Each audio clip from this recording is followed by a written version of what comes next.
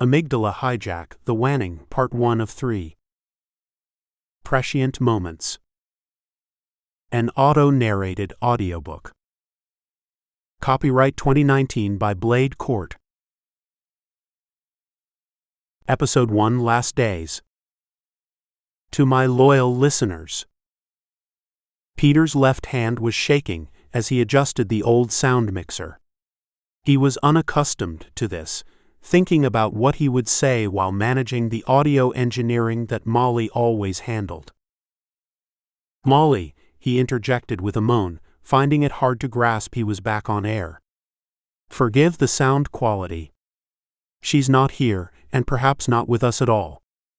I'm having to go it alone, on this freezing Cambridge morning in late October 2037.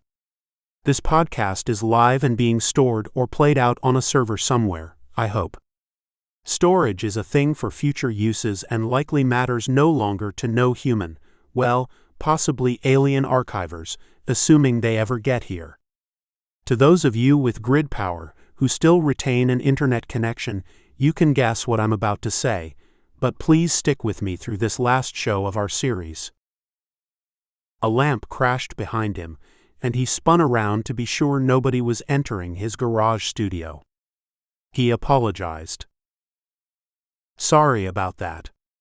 Shaky ground here with buildings coming down. You understand all too well."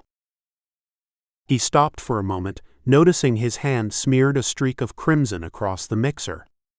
"Crap, I'm bleeding somewhere, or it's someone else's blood. I can't tell any longer." Reaching for Molly's beloved red spiral binder, he opened it to her final entry. "I appreciate those of you who sent in questions and comments from prior calls. Molly wrote them down, and I'll try to get to them if I'm not rudely interrupted." He turned his leather swivel chair to the side and closed his eyes, then forced himself back to the microphone. "You've been the greatest fans to me and to my friends come and gone, like Molly and Ears. Loved that guy. Lost another love yesterday to radicalized mechs, as if there's any other kind. But we who still breathe have lost many." Tears streamed down his face and plopped onto the desk. "I'll do the best I can, despite a world boiled like a Fenway Frank in utter death and disarray. This is my last podcast and likely one of the last podcasts of humankind. Yesterday, I streamed the other final interviews from our series, Brokers, Hats, and Stoicholic. They're playing on any server I could find that was still working, or they're lost in the ether that was humanity's voice. Either way, it was a great 4 years before it unraveled, and I'd be nowhere without you. You were my sustenance and kept me going. But I'll make it through. As my grandma used to say, buckle down, face the cold wind, pitch your last pitch and make it a fastball." He clicked on his tablet to run the Uncovering Science podcast 10-second lead-in jingle. "That's the last time we'll be forced to suffer the stupid guitar riff Molly liked. Her old boyfriend made it, the idiot. Well, at least he's likely gone too. You don't hit a woman, ever, but then I suppose all the idiots are dead, or soon will be." The jingle stopped, and there was a moment of silence. "I'll start from the top like I used to do, as if nothing is different about this day. So here we go." Grabbing his sweat-stained Red Sox cap, Peter placed it brim backward on his balding head, then took a deep breath. "Hello, fans of all things science and tech. This is the Uncovering Science podcast with your host Peter Scott, and today we will discuss the end of the world and how we got here." He emitted an accidental laugh that emerged from somewhere below his diaphragm. What was that old song from the late 1990s? Something about this being the end of the world, as we know it? I can't recall. Please bear with me. I need to take a swig. He reached for an uncapped, half-full water bottle. Water in disposable plastic containers. Freaking reminder of our throwaway mentality. Humanity is impermanent. The water survives in some form, and the plastic disperses and disintegrates over eons. I think it was episode 20-something. What I'd give to return back to that time and those all too simple problems of mankind's earthly abuses and aberrations. Peter turned again to check the door from his garage to the house, ensuring that nobody was trying to enter, and his eyes scanned the chrome bolt lock to confirm it was in place. He loved this makeshift studio. It was his parents' home, where he had grown up. They were in Minnesota, perhaps alive, probably dead. So many were dead, and it wouldn't stop. Sections of the acoustic foam he had recently reapplied to the garage door were falling down, exposing the insulation underneath. He thought momentarily about repairing it. Dropping his head, he uttered, "I may die here, and it could be today. Worse yet, I may get no warning. Whatever it is, whatever of the myriad plagues released, I doubt I'll survive them much longer. I'm not special. Duck the blade one too many times. Being in this city I loved so long, I hate to admit that it is not my treasured place as it once was." Unconcerned about the sound quality, he pushed the pop filter aside. "Unlike my other podcasts, there are no guests today. It's not that they wouldn't come if they could. They can't participate when they're dead or unable to travel without the imminent threat of death. The fact that the power is on in Cambridge is a miracle, or that I can ping the server network and find it's still up. The resilience they built into these backbones, all the way to the network endpoints, is amazing. Kudos to those power and network engineers who imagined such a versatile system, whether wired or wireless. You've got to love them for creating something that will outlast the humans that made it." Peter stopped again and stared longingly at the newspaper cutout on his wall that read, "Obelisk crash lands on Saskatchewan farm, the Waening from an alien race." It was almost funny then. The editors were so flustered to report out on this revelation, they forgot to use spell check on the heading. He shuddered at what had transpired since that day. "I'll do this podcast, but I can't guarantee you it won't abruptly end, as every end is unpleasant and unplanned these days. Without Molly to help me prepare, without my usual guests to interview, I'm lost on how to begin." He peered again at the blood on his hand, reminding him to check to see if he was injured by his latest run-in.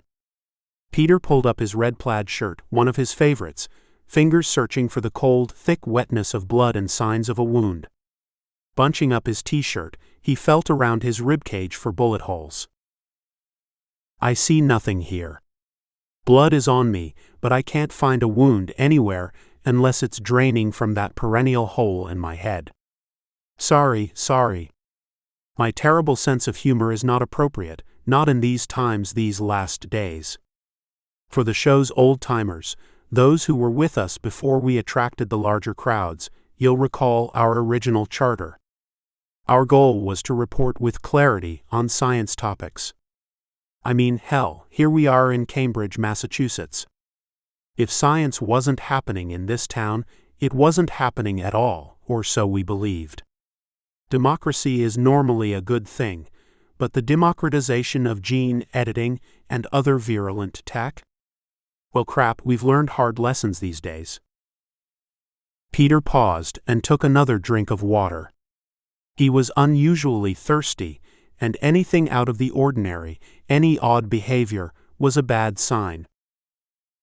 In the last 2 months, we manufactured our destiny and energized creation, both good and bad, but mostly bad. It was evident every day in the media with each discovery. A new use, a new way to capitalize and profit on tech, a potential defense of any impending threat. That's what it was for, right? We were protecting ourselves from the threat, the wondrous doom, the presumed and much anticipated invasion. And in these last dozen weeks of interviewing our guests, we got to see firsthand what some were doing in response. And to think those few guests were a fraction of such characters in the global mix. We only interviewed people who lived in the Boston area or were stopping by our city for another purpose. A proverbial drop in the freaking bucket of existential experimenters. Democratizing this tech killed us. Hey, give me a second as I need to ensure we're still on air. 3 vid screens were arrayed in front of him, one with a map of the server network. Peter ran a few pings. Can some of you try to email me? Good old trusty email. Mine still shows it's alive. Cell system is out in Boston, and I assume that is a global reality by now. Please somebody just ping me. He returned to his microphone. At this late stage, I can't help but get philosophical on you, so bear with me. This was an everyman podcast, or every person. Whatever. I wanted to help people understand and appreciate the technology. By God, we didn't intend to cause a ruckus or contribute to the fray, and I'm uncertain how the hell that happened. Molly and I were simply interviewing people. Surely the podcast was a bellwether, a sign of what was going on everywhere, or it was because we ran it from Cambridge, home to great minds and great institutions. I was fulfilling the original charter, the innocently constructive charter, but it unintentionally got corrupted along the way. Not just here, not just in Cambridge or Boston or the States for that matter. Things got corrupted everywhere, and they were corruptible long before this podcast started. Other podcasters were doing the same thing, just none that got so amped up and electrified as us. A dog barked in the distance, the same hound the neighbors left out to whine incessantly for all to enjoy. It too would meet its end soon, he thought with some small pleasure. I'm not suggesting that I wasn't part of the problem. Doubtless our podcast was a town crier of sorts. What the hell? A podcast can't change the freaking world. Were people talking? Just conversation. He paused, wondering how much of that was his own rationalization of innocence. Odd if you ponder it, that Boston was the center of global democracy. It's where the idea got legs on this continent. I can't distort the greatness that was democracy, so I hate to use that word democratizing to describe what just happened to us. But the bar kept getting lower and lower for meddling in volatile tech. Too low. I suppose that's democratizing for lack of a better term. We should have considered the implications of where we were headed. Hell, a 5th grader could buy a kit to modify the DNA of viruses and bacteria, and that was a decade ago. We should have understood it then, but by that time it was too late. He looked around the dimly lit garage and remembered how it brightened when Molly and guests were there. We might have controlled things better, but it doesn't mean the Chinese would have complied with any global mandates, or the Bulgarians, or my friends north of the border, or name your trillionaire or autocrat. We had a caustic mix of biology, chemistry, physics, genetics, time, and humanity, all focused on the one goal of mitigating our threat exposure. But it appears that was far from our only goal, and many sub-goals distorted the outcome. We spoke of chaos theory in podcast number 33, I believe. Remember the double rod pendulum, and how a small variation had a massive eventual effect. Well, we had lots and lots of small things happening, whether it was our little garage experimenters, industry, or the hallowed halls of institutions and governments. Some of them impacted the big things like human decency, ecology, fear, politics, and I can't forget genetics. If historians could add one last entry into the book of humanity, it might say that chaos theory got to us. How little gene drives and scroll tech were allowed to go hog wild, ultimately screwing the proverbial pooch. But I digress. Peter peered back at the screen that displayed his email account. Ah, got an email. Somebody is indeed out there on the other end. He noticed the address was not from a familiar fan, and the subject line showed a single question mark. I'll read the message out loud, assuming it's not too gruesome. His jaw dropped, and the letters fell from his mouth. HMNM. It was Molly. That was their simple abbreviation, to get the other's attention.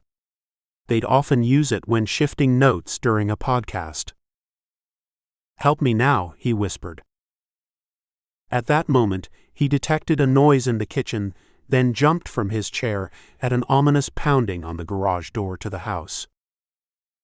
A raspy voice screamed from the other side, "Open and face your death. I smell you in there." He could fight no longer. Jesus, a mech with olfactory GD. Another fist pounding and shove at the door caused the lock to split the door jamb. The mech pushed his arm through. Peter's makeshift barrier was not working. "I'm dead," he sputtered into the mic. Episode 2: Obelisk. Peter was finishing the final few minutes of his podcast. Okay, folks, we are wrapping it up on this magnificent last Wednesday of August 2037. Next week, we plan to take a deeper view at the recent discoveries of what appear to be 3 new Dyson spheres.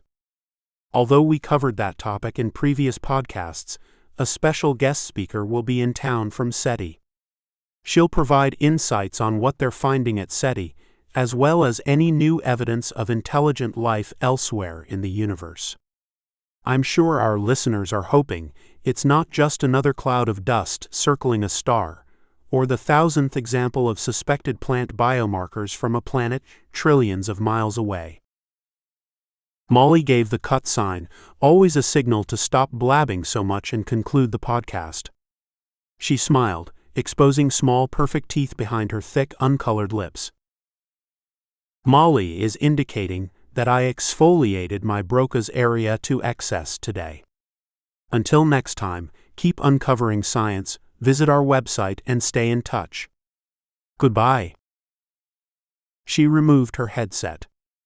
I didn't want to tell you this, but I just received a text from Dr. Lois at SETI. Something came up, and she had to cancel her trip to Boston. She'll try to make it when in the city at a future date. Peter peered at Molly, sitting across from him. Hey, I get what's different. You cut your hair this week, right? Molly stroked her dark shoulder-length hair. It was too much hassle. You know I don't like it that long. Todd wasn't thrilled either, since he prefers it long. But I said, screw it, boys, because I do as I please, unhindered. This podcast I tolerate for fun is one thing. My other 2 jobs are another. There's no time for extraneous crap in my life, as if there ever was. Hey, did you catch what I said? Dr. Lois from SETI can't make it. Peter arched back in his swivel chair. Rich Corinthian leather, he'd proclaim on his podcast, knowing no listener would understand his bad joke reference from a 1970s television commercial. Crapola for breakfast. Means we need to find someone else. I'm glad that's your job. By the way, what are you and Toddy Boy doing this weekend? Ball game? Molly pulled out the drawer to stow away her headset and other equipment scattered on her desk. Nothing special. He's out of town somewhere. Somewhere? He travels a lot without you. None of your business, sir. By all means. She closed the drawer and grasped the red spiral notepad she regularly used as an analog form of note-taking. But seriously, I have too much to do. I'm front desking at the bakery on Saturday, and I'll be too tired. I need Sunday alone by myself to rest. Squinting at one of the 2 monitors in front of her, she added, Oh, and you'll love this. I forgot to mention the other thing that happened while you were lip-flapping away. Head down and checking on listener feedback, Peter raised his eyebrows. Yes. The obelisk. Obelisk, he replied. Yeah. Come over here to see or go to your national feeds. I imagine it's all over the news by now. Peter rushed around his desk to peer at her screen. What the hell's the obelisk? Something Egyptian. No. Take a gander. Hello, Houston. An object from outer space. Too much. Can you stay a few minutes longer and watch the news with me? We might want to leverage this for next week's podcast, albeit without our esteemed Dr. Lois. Molly nodded in acknowledgement and unrolled her larger vidscreen. She always rolled it up during the podcast to avoid the magnetic draw of video feeds that distracted her from the task at hand. It was the essential function of video that bothered her so much about her previous work managing production at a Boston TV station. The worst job to waste for a graduate of Penn, she'd tell friends.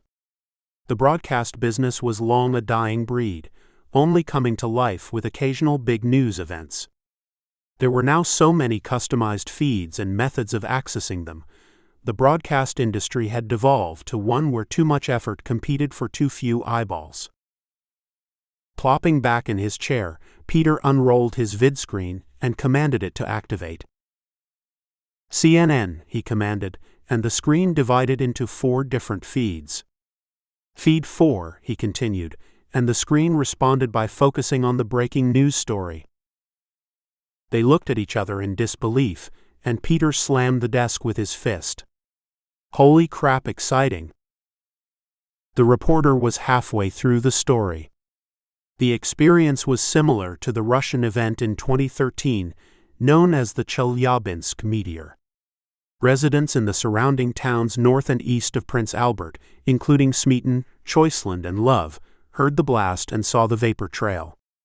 We helicoptered to Smeaton an hour ago, where most windows are shattered.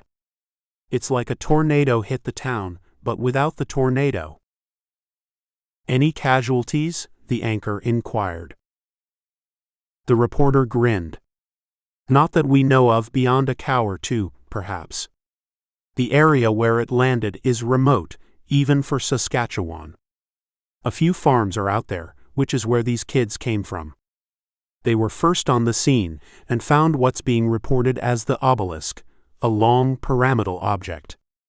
Apparently, they told authorities it was easy to locate since it skated parallel to the ground for some distance, then came to rest in a huge, messy pile of mud.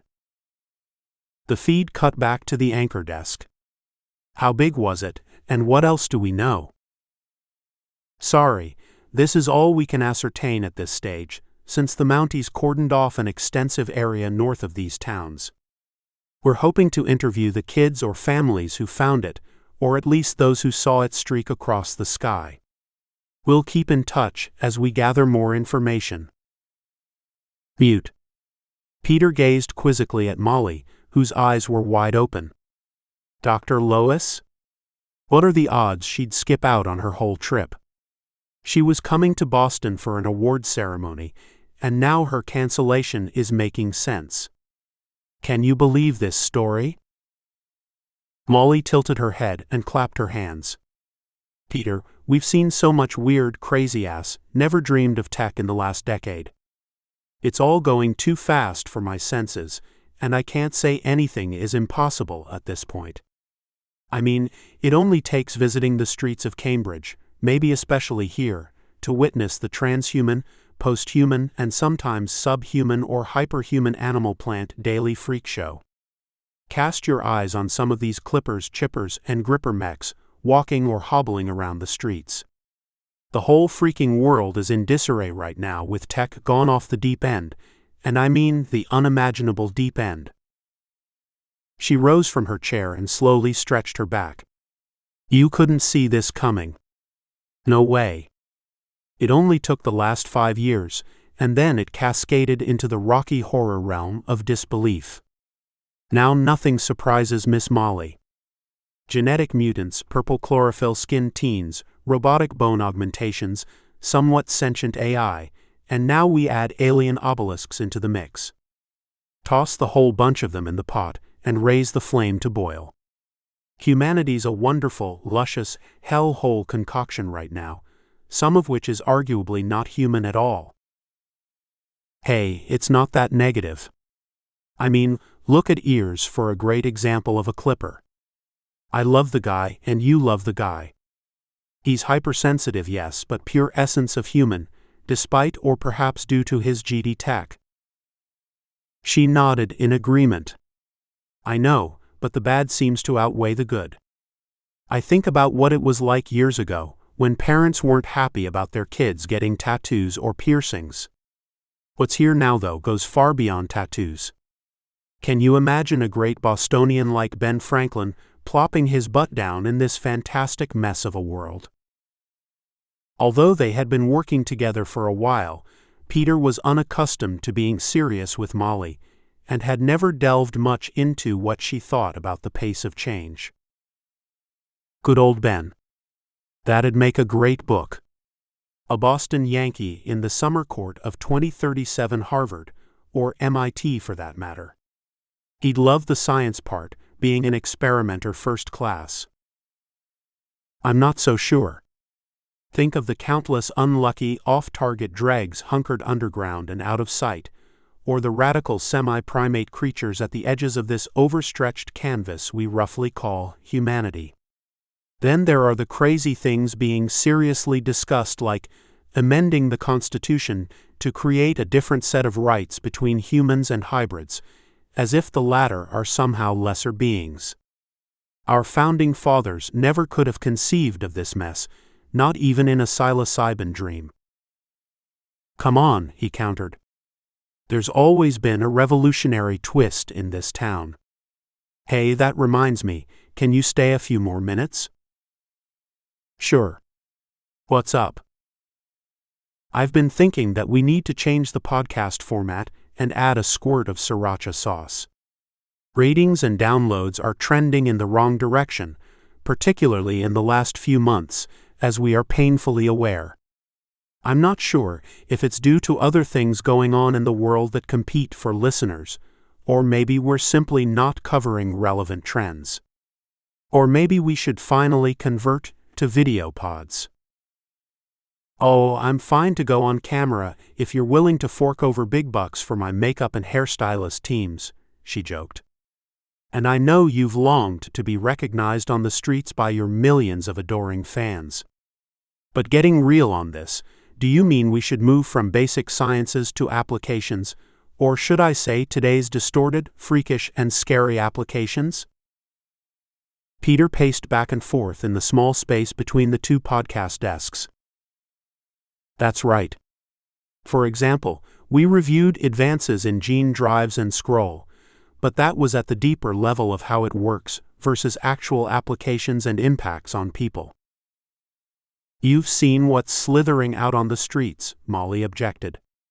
I can't conclude our listeners need us to go deep into those examples. Anyway, they've seen enough human oddity splattered across the media the last few years. Typical media dregs, always pushing the edgiest and most outlandish crap to attract eyeballs, clicks, and advertisers. He disagreed. We know these other science podcast shows, though. What's missing is the human story behind why people are doing what they're doing.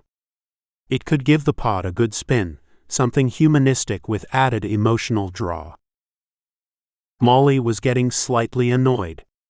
You're more concerned for ratings and spin than the quality of the podcast? That doesn't sound like the Peter Scott I know. The big guy is going commercial and can't separate himself from his podcast and the persona it creates to provide that little jolt of fame-related endorphins. She smiled, letting him know she was half serious, half joking. Of course, he retorted, thumping his finger on the table.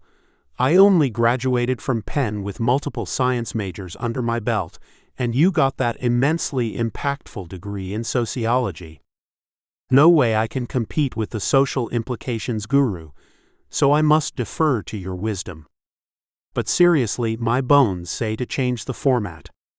You always mention how your kung fu master corrects and changes your form. I'm suggesting we mix it up and get more current with the applications side versus the deeper and more ethereal science content.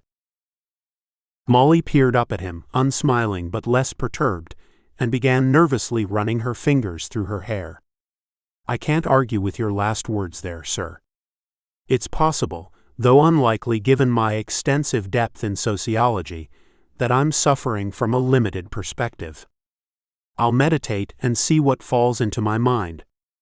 Speaking of which, how is your own meditation coming along? Peter leaned back and placed both hands atop his head. It's too hard, Molly. I can't just force my brain to shut off like you. I try to see this pool of calm water you rave about, but it never gets to a glassy surface. No way. My surface is always a raging waterfall, or I'm in a dinghy with sea waves crashing around me and no shark repellent. She laughed and brushed the granola crumbs from her jeans. I've told you 1,000,000 times to push through it. Mental drift is expected at every stage, but it gets more manageable the better disciplined you become. Also, stop looking at your screens and feeds before you're ready to go to sleep, for God's sake. Yeah, I understand, but how do you keep this genius mind from pondering the limitless options and possibilities of the universe? Do you suppose Einstein meditated? I doubt there's any history of that, so I'm right up there with great company. Molly started for the door and slipped back the chrome bolt lock between the garage studio and house. I hate to admit that you're right, and it is exceedingly rare when you are, but it's probably a good idea. I looked at the numbers as well, and don't care to lose more sponsors. If that happens, then the podcast likely disappears, unless your poor parents desire to fund your post-college activities more than they already have. She slipped out the door just as she delivered the final jab. See you, she giggled. Episode 3, GD. Molly began texting late in the evening after she finished her usual prep for the next day's activities at the bakery. Molly. Peter, did you see the text from Ears? Peter. Yeah, scanned it. Didn't read through. Molly. Read again. GD Underground is buzzing. He wants to meet at studio tomorrow. Peter. Fine. Urgent? Molly. He thinks so. The next morning, Peter prepared to ride his bike to his favorite coffee hangout at Harvard Square. Despite the increasing numbers of augmented transhumans on the streets, or variants as they were commonly known, the square was heavily policed and experienced few problems. This was no longer the case in the downtowns of many cities across the globe, where variant factions were increasingly enmeshed in social disruption. Despite the rising dangers on the streets, Peter carried no weapons. If he was ever confronted by an angry variant, he planned to use his podcast as his defense of their kind. In his mind, the podcast proved he was a proponent of the expanding, amorphous definition of humanity that variants represented. The emerging panorama of variants were generally characterized in 3 major groups. Clippers use gene editing and gene drive technologies to augment their bodies. Most augmentations were simple and relatively cosmetic, including changes to skin and hair color. Other augmentations were far more complex and impactful. Clipper tech quickly advanced to enable major nervous system and musculoskeletal changes, such as added brain capacity or improved strength or height. And at the extremes were the rarer, but more controversial modifications, like the integration of mammalian, animal, and even plant DNA into a person's genetic code. Chippers were often lightly augmented at best, but extensively integrated with Internet-centric and AI-controlled systems. Transdermal microchips, first used extensively in pets, gradually advanced into complex systems of components embedded directly within the human body. Touted initially as an upgrade from handheld cell phones, these systems quickly came into widespread use, despite fears that such augmentations provided unfair, unequal, rapid access to data and information. Opponents of chipper tech feared it might enslave the user to cloud-based systems or the human or AI masters who controlled them. Proponents argued that people with any type of interface to unfettered, coercive social media and search AI algorithms were equally as susceptible, irrespective of the access technology used. The third group of augmenters were broadly termed grippers. They used metallic and mechanical component augmentations, typically fused into their bones, sinews, and flesh. Grippers were aptly named, given the first implementations of this tech, to enhance hand strength for labor-intensive jobs. Once grippers saw how easy it was to augment their musculoskeletal systems with metallics and machines, many began hybridizing further. These hybridized mechs, as they were commonly called, might also implement additional augmentations such as subdermal chips or clipper muscular embellishments to complement their metallic infrastructures. With few exceptions, variant modifications were almost always visible ones. This initially made them social pariahs and easy targets for discrimination among non-variants, or unaugmented humans. But with the burgeoning array of augmentations coming to market at declining prices, non-variants were rapidly sensing that they were on the fast path to becoming a minority of the citizenry in cities across the globe. Compounding these growing differences, many conservative groups were establishing harsh narratives that augmentation for any reason was insulting and dangerous to their religious and moral belief systems, much less threatening to the established order of society. As variant numbers grew, resentment between non-variants and variants began to reach a fever pitch.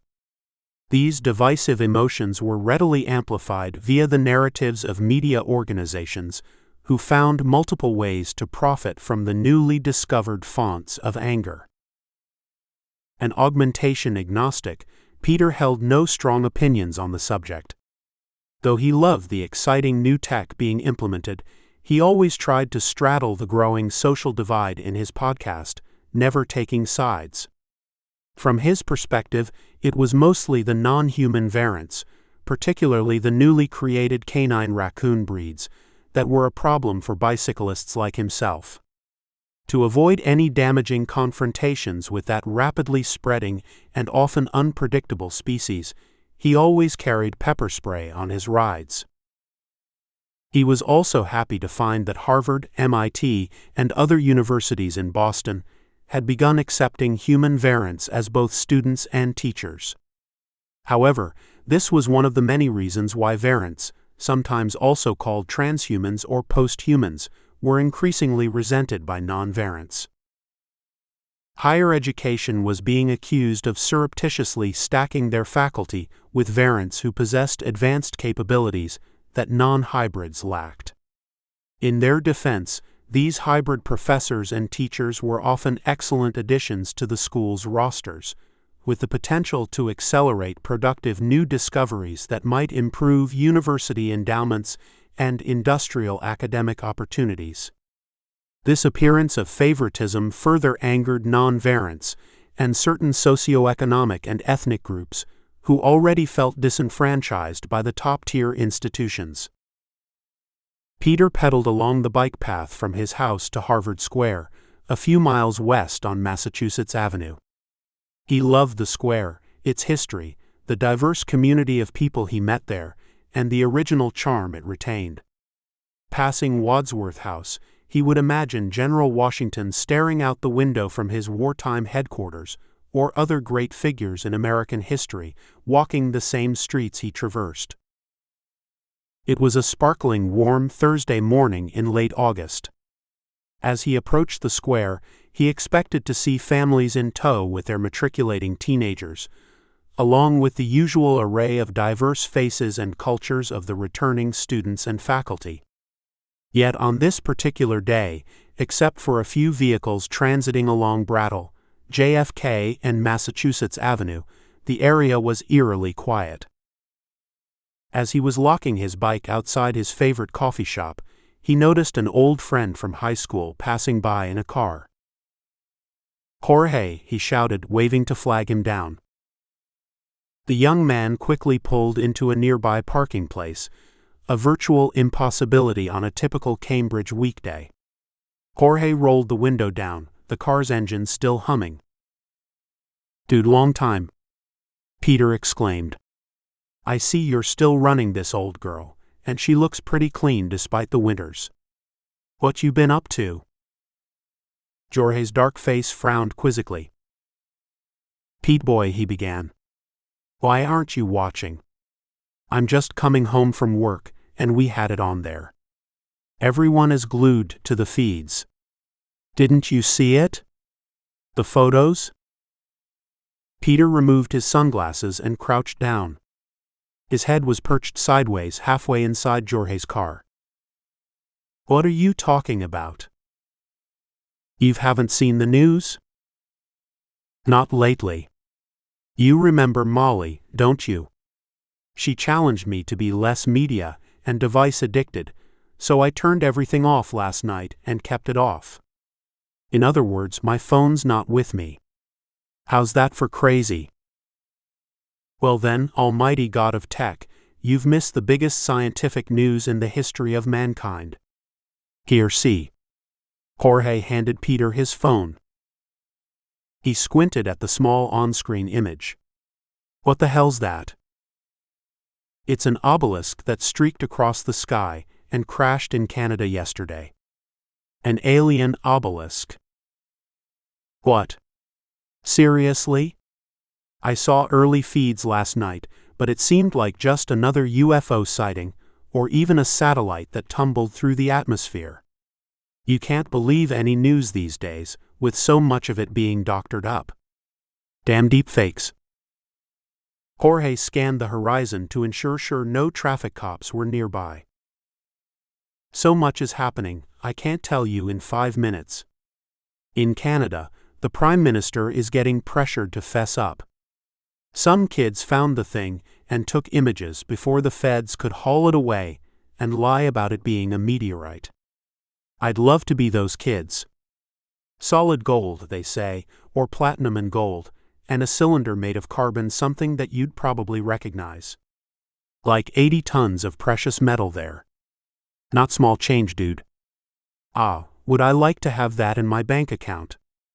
Anyway, got to run. Forget about your little diet from the video feeds today and go paste your eyes on the screens. Wickedly cool." The car started rolling away. "Okay. Thanks. See you later." Peter threw his hands backward to avoid getting hit by the window's edge as Jorge sped away. He then turned around to make a quick dash into the coffee shop. Standing outside the door, however, was his friend, handing out newspapers and appearing disheveled as usual. "Dirksen. Hey big guy, how's business going?" "Nobody's buying papers today, my man. They're all focused on the live feeds." Peter stared at Dirksen's bare feet, a less uncomfortable place to direct his gaze than anywhere else. A few years earlier, Dirksen copped an option for free vision repair in a drug deal bet.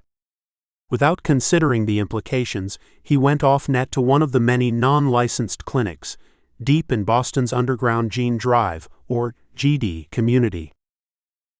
The earliest applications of CRISPR gene drives allowed very targeted genetic changes in the reproductive, or germ cells, of rapidly reproducing populations. Initial impacts of this new technology were clearly evidenced when, in the year 2025, the world's malaria-carrying Anopheles mosquito population was decimated in an apparently accidental release of a few sterile male test mosquitoes that were CRISPR manipulated to stop the disease. The release saved nearly 1 million lives a year, and it was hailed by some as a miracle. It was also derided by others as a harbinger of future risks to humanity. That one so visible and beneficial instance drove immediate public support for expanding CRISPR-GD tech more broadly for human use. In its wake, many of the pre-established medical and drug release safeguards were overtly set aside so that the fruits of the new technology could be implemented faster. In early implementations and experiments, genetic changes could only largely propagate through the germ cells. This meant that the anticipated benefits would take much longer to present themselves in larger mammals like humans, where breeding could take decades. The challenge to overcome this limitation set in motion intense additional investment in research to implement genetic changes faster and more comprehensively across existing populations, not just in the offspring. The challenge was substantially resolved once gene drive accelerator capability, or SCROLL, was enabled in 2026, the year widely hailed as the beginning of the GD revolution. This new capability allowed genetic changes to cascade immediately and broadly throughout an organism's target tissues, rather than only in its germ cells.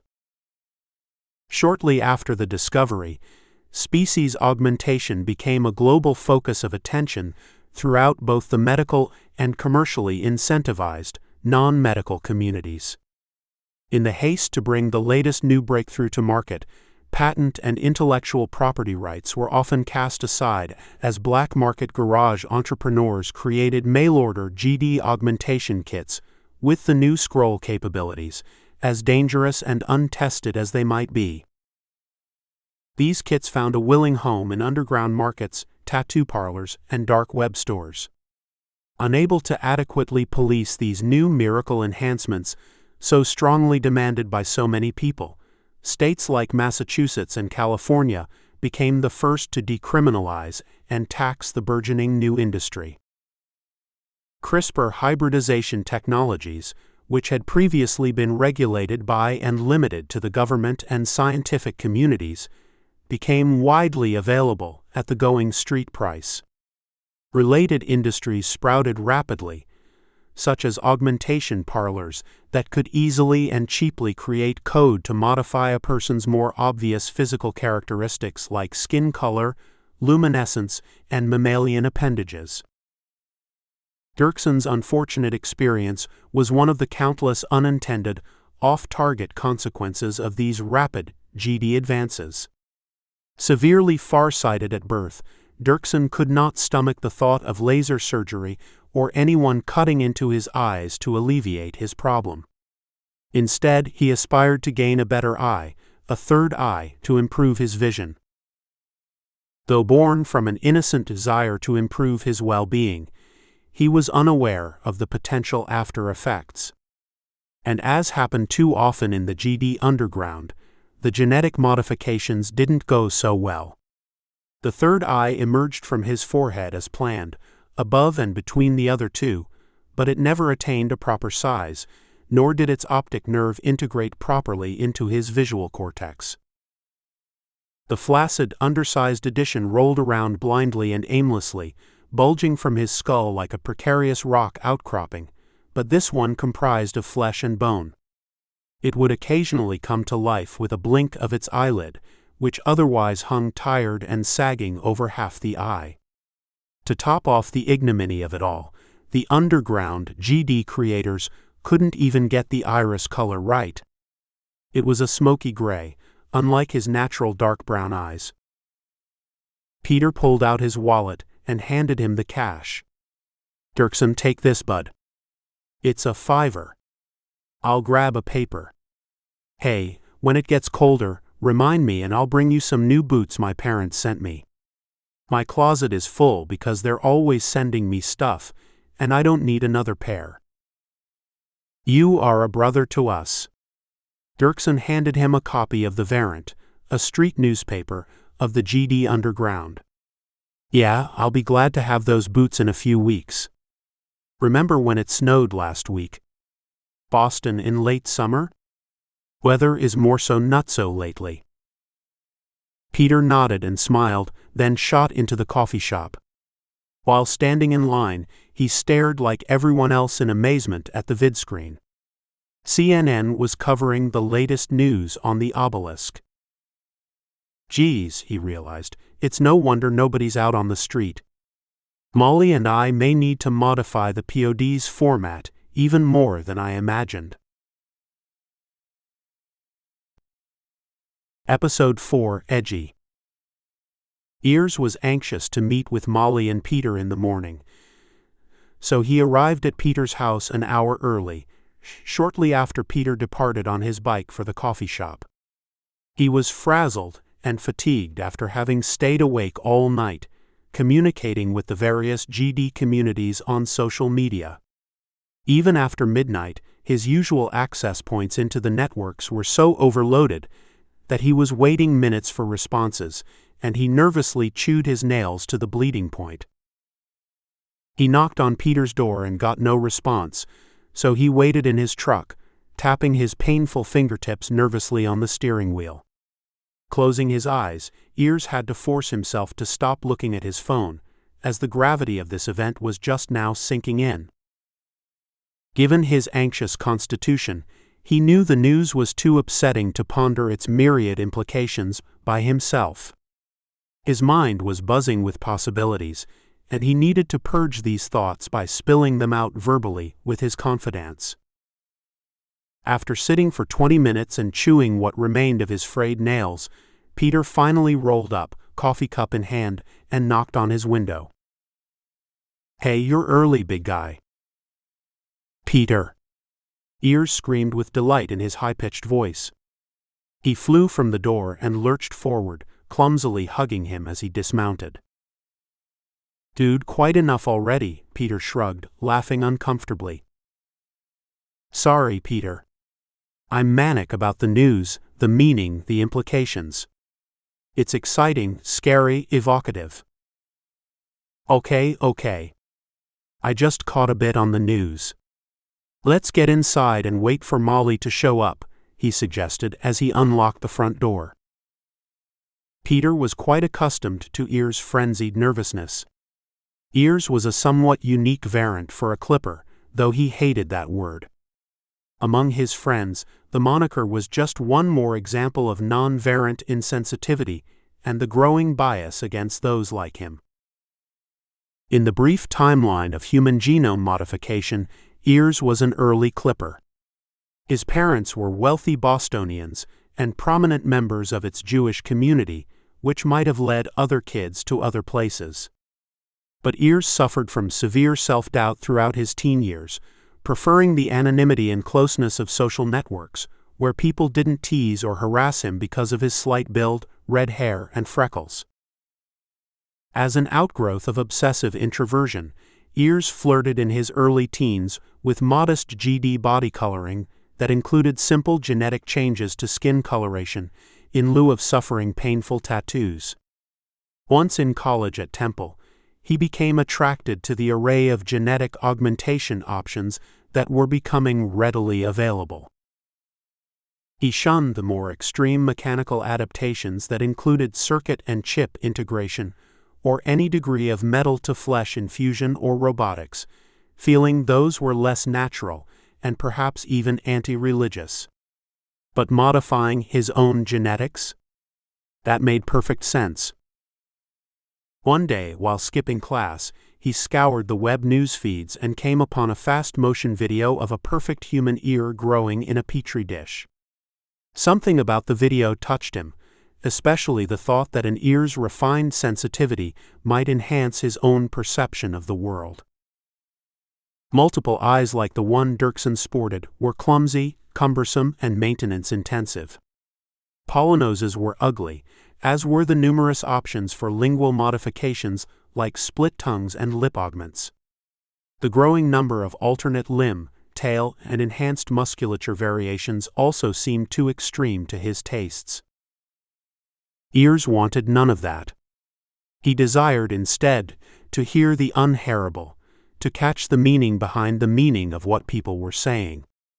All of this might be possible with oral GD tech. "How are you feeling, bud?" Peter inquired. "Sleeping better?" Ears peered up at the garage ceiling, which was covered in black acoustic foam. This place provided him great comfort, darkness, consistency, and quiet. Much better with that new foam mattress. The two ears on my back side are less irritated, and it even helps with these ones on my neck, since I'm a side sleeper. He patted the small bulges over each of his deltoid muscles, where undersized auricles hid beneath his shirt. I imagine that's got to hurt, but you look a little more tired today than I've ever seen. Ears shook his head. I can't start in yet, Peter, not without Molly. Let's wait until she gets here, okay? Ears stuttered, nervously holding his palms over the two ears on his neck. Given the news and all, this must be something big, dude, but I'm good to wait for her. Anything to drink? Yeah, water is great. I'm limiting my sugar intake due to the aging factor. You remembered that podcast then. It's good you can do that, since I can't seem to limit sugar myself, and Molly is always on my case. But then, you have to ask yourself if you should live a dull and longer life without sugar, or do you enjoy a shorter but more exciting, fulfilled, and pleasurable life with it? Peter smirked as he opened the door into the house. He came back with 2 plastic bottles of water. I know, Peter acknowledged. Don't give me heat about the microplastics in the oceans thing. I recycle, and I hope the gents that come pick up my trash, or I should say the robotic garbage trucks, are not taking these little bottles out and throwing them in the Charles River. Peter and Ears immediately focused on their screens, consuming the various reports across the globe of reactions to the obelisk. While waiting for Molly to arrive, Peter raised his head and opened his mouth with hands in the air, hoping that Ears might concede to a brief conversation, but Ears shook his head with a disapproving frown. Minutes passed, then Molly knocked on the garage. Front door is open, Peter hollered. She's here. Ears scrambled from the garage to greet her at the door. The two returned arm in arm. The petite, muscular, olive-skinned 25-year-old flipped her hair backward as she walked through the door. I got a handsome escort into this magnificent studio, she bragged. It must be some special day. Beaming broadly, Ears responded, More than you can imagine, my dear. They sat in their usual places, Peter in his leather chair at the podcast desk, Molly at her engineer station in front of the screens and audio mixer, and Ears next to her at his laptop. Once they settled in, Ears rose and took command. Do you mind if I begin? No problem, they replied. Assured he had their attention, Ears then sat down to calm himself. Can we put the screens away while we discuss this? Sure, Peter agreed, raising his eyebrow in slight annoyance as they placed their screens in prone positions. They were accustomed to peering at each other over the screens while talking, so this unusual request implied an auspicious conversation. Ears raised his finger in the air. Bear with me for a moment, please. One minor distraction before I proceed. Molly, did you just cut your hair? She rolled her eyes. Yes, just a little, but it's still quite long. Jesus. I can't get away with any change around you guys. Sorry. Back to the topic. He smiled and pointed at Peter. You see this gentleman sitting across from us? This is the man who carefully polishes and nurtures his global image as the scientific maven. The chosen one with the wonderful gift of gab, for those adoring adherents who wait with bated breath for his weekly podcast revelations. The king of resplendent technological zing. I know he's not on a sugar diet, but I understand he has been on a forced media diet that happened to occur on the most compelling, exciting day of science in the history of humanity. Peter was surprised. What? How did you find out about my media diet? I only told a few people, and I started it yesterday in deference to Molly's comments. Don't look at me, she countered, slapping the counter as if annoyed. It's not like a few hours away from your barrage of media feeds would be bad for you. Oh, Peter. My name is Ears, so I'm obviously very well connected. You must have told somebody in your network, then they told someone else, and everyone knows by now. Molly took a deep breath. I can't conceive of why anyone noticed. If they do care about what Peter does in his spare time, they must be living pathetic little, monochromatic lives. Oh, thank you, my friend, Peter grinned. Let's set this aside, about the science maven who has ignored the most important event in science these last critical hours, Ears continued. Our podcast can now take an entirely new direction, if you don't mind my suggesting. Funny, that's what we were discussing yesterday, Molly interrupted. Peter and I were contemplating getting more edgy with the tech content. Good, I get that. Totally edgy. There's so much to discuss, I don't know where to start, so I'll just begin. His hands shaking from excitement, Ears took a clumsy swig from his water bottle and wiped his chin to avoid dripping on his keyboard. Let's forget the obelisk for a second, then come back to it. He glanced at the ceiling again, something he liked to do when contemplating his next sentence, then sighed. It's the GD underground. I probably mentioned many times, but things were beginning to boil even before the obelisk. What do you mean? Are you and your friends planning some new Boston Revolution? Throwing tea from ships in the harbor? Peter winked at Ears. Seriously. My networks are very restless given the widespread, despicable treatment of us variants. Please understand, things are happening faster than the media reports. They are easily 6 months behind, and this is even more true regarding the secretive robotic types like grippers and mechs. I'm not talking national insurrection yet, but these hybrids process information and think differently, far different than a non-variant. Are things really that bad? Molly mumbled. It's a matter of degree and position.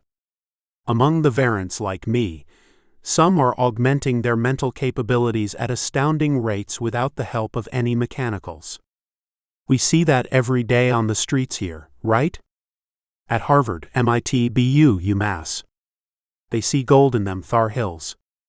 And we are fortunate enough to be here, smack dab in the worldwide center of new tech and evolving humanity. Molly squinted at him. Yeah, but what's so different now?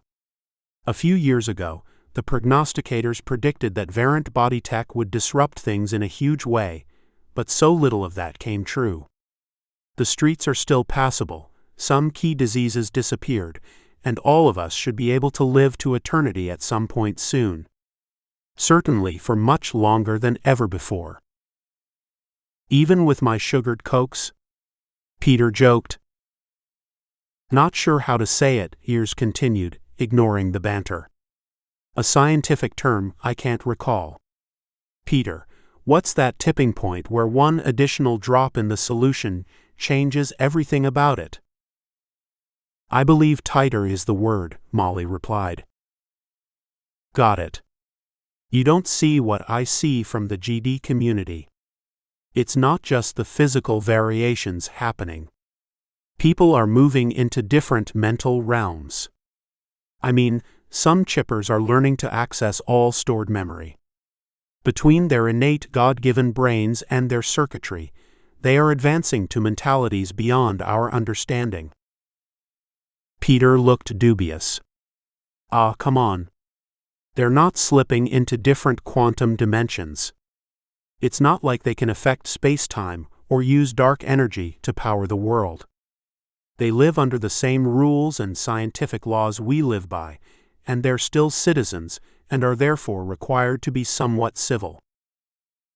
Don't misunderstand. What I'm saying is that these folks are on the cusp of something new, meaning, and ever-evolving definition of humanity. It's not negative, but I'm not completely sure it's positive. It just is. It's happening. And relevance to the podcast? Molly wondered. The relevance is that we need to put some of them on air to expose where their heads are, if I can call it that, since some of them use extra appendages and systems and networks. But I'll leave it at heads, since most of them seem to retain only one of those, he chuckled. Peter whistled between his teeth. Of course, we've avoided having the way out, edgy hybrids on the pod, since it was too far away from our charter of basic science. Seems much more like applied physics for me, which I hated because it brought my GPA down, in contrast to basic physics, which I loved. Molly tapped her fingers on the mixer. I think it's more in line with what we discussed previously, Peter, and I'm warming up to the idea. Meaningful content, the kind that keeps listeners attentive, applies to the here and now. Ears is right, as usual. Things are happening so fast that nobody's capturing the impacts well, and the major media takes far too long to report at this level. Worse yet for them, this is about human interest, which doesn't attract advertisers and ratings. I mean, who wants another story of a variant with a kangaroo tail sprouting from his ass? That news got old after the 100th video segment, and the media can't outdo itself any longer with the odd and unusual. But we can differentiate here. We have an opportunity to talk about the reality behind the news flash, like life as a variant. Some are literally enmeshed in their own worlds, whether they are alone or networked together, and we should talk to them and get into those heads. I don't care if they don't all have PhDs or attend MIT. They're interesting, and that means ratings and ad sponsors and food on our tables. Peter grinned, responding, Hey, you're the producer. I'm just the good-looking talent, and therefore unable to express an intelligent opinion. But this discussion is like when we spoke yesterday, Molly. I'm okay to do this. You're not getting a negative vote from me.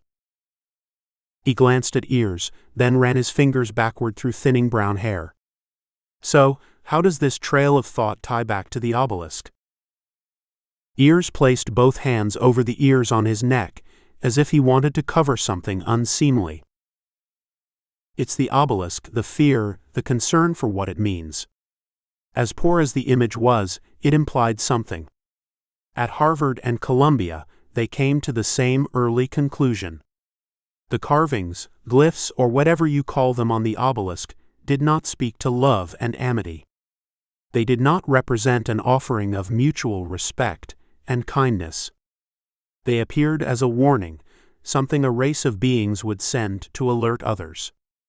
An annihilation of one species at the hands of another. Peter pushed the screen up to read the feeds. No, Ears urged, waving his finger. You can hold your horses for a minute on the speculation and analysis. We're making progress. Let's continue. He slapped the screen down. Why didn't they say so on the news? I was in the coffee shop today and watched for a few minutes, didn't see much there. No hint of doom. The national news outlets can't stir a panic, Ears replied. I was up last night, all night, and once the images came online, along with the videos from the farm kids who found it, the net went wild. It's rapidly evolving. Molly was perplexed. What do you mean by evolving? Oh geez. What do people do when scared? They cower. They shield. They hate. They prepare. I could go on. The socials are out of their crazy-ass minds right now, with everyone speculating on the best ways to counter the threat. Seriously? Peter questioned, shaking his head in disbelief. We don't even know if this is real, much less the kids' explanations or whatever. What are people speculating about? Ears smiled assuredly. It's difficult to brush aside the thought that 80 tons of platinum gold alloy are not real, much less what they're saying about the inscriptions. But speculation is already off the wall, with crazed options for a military response. Molly tapped a pen on her notebook and began writing. God, that's hundreds of millions at current prices, I think. Options? What are our options? Mind you, it's only been hours, but there's talk of tactical nukes and global poison pills, among other ideas. Certain GD groups are suggesting that we should create armies comprised of mech-enabled robotics, or hybrids. Others are speculating to replace our normal armed forces with brain augmenters, those guys you only hear about with the big brains coupled to AI networks. And you'd have to be blind to assume that this was not already happening somewhere in the bowels of the Pentagon. Oh, and you'll love this one. Early interpretations are that the invasion involves nanobots. How lovely. I can just imagine nanos crawling up my legs into my ears, seizing control of my brain and shutting me off before I was even aware they attacked me. Molly sucked in a loud, long breath, the kind she had to remind herself to do every few hours. Her years of kung fu had taught her how to breathe first from her diaphragm instead of her chest. This was hard to do with consistency, particularly when hunched over in a chair while managing the podcast. There was a moment of silence while she took another deep breath. Peter and Ears understood this was her way of calming herself in order to say something wise and purposeful, as she often did. She clasped her hands together with elbows resting on the arms of her chair and had a placid look of certainty. We should put them on, all of them, or whatever we can reasonably schedule. The legitimate ones, of course. I get it now. This is a convergence of destiny or prophecy. Here we are with humanity on the cusp of technologies more out of control than ever imagined, and our governments are flailing for solutions to the crises and fallout. They're failing terribly. Then there are people, regular people like us, nearly everyone, wanting to use this tech in their own personal domains. For better or worse, suppliers, institutions, and businesses want to profit from the skyrocketing demand. So, we now possess this amazing new set of capabilities, while society spins in a vortex from the ongoing effects of such rapid change. Then suddenly, in the midst of this revolutionary social disarray, what falls from the sky? The harsh and dreadful voice of imminent doom. Peter smiled and shook his head. My dear woman, we're not sure it's doom. She raised her hand to continue. Bear with me, something's coming. I'll say it differently. Let's assume humanity is under threat, whether real or perceived. If this object is indeed from aliens, who knows how long it's been traveling the galaxy? It could be a race of deviant 10-year-old aliens who are pulling the wings off of us, the flies, before blasting us with rubber bands for the fun of it. Yet again, it might be a wayward warning from a benevolent race sent 1 billion years ago. Either way, it's an uncertain but looming threat. Then we have this tech, this crazy new amalgam of wondrous and volatile tech, and we're podcasting from the center of that world. Our destiny, my dears, is to elucidate and expose what everyone prays humanity will create in response to that vague and nasty threat, and give them comfort that we're all up to the task. Molly paused for a second. I love it, she squealed, slapping her knees. Ears, Molly, and Peter then agreed to the general concept, and spent the next few hours sketching out the revised podcast format.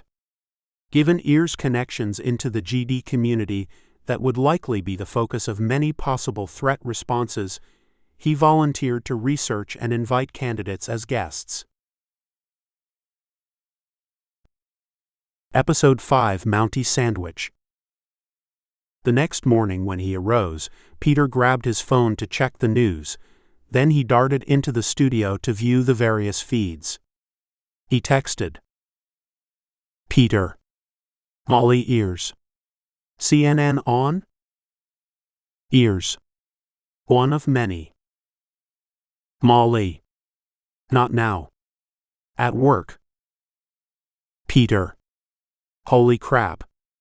Almost afraid to go out on streets, but I have lunch today with pod friends. Either of you been out on square? Ears. Not me. Don't want or need. My network's going nuts. Molly. Must get back to work. Sorry. Can't. We'll catch up after I'm off. Bye. Peter. Seeing what I'm seeing? Ears. Yes. Stop texting for a minute, must watch. A bevy of military brass was flanking the Canadian Prime Minister. She seemed nervous. Looks like a Mountie sandwich, Peter chuckled. He turned up the volume, and the Prime Minister began speaking, her voice quivering. I am speaking today as the political leader of Canada, but also as a citizen of the world.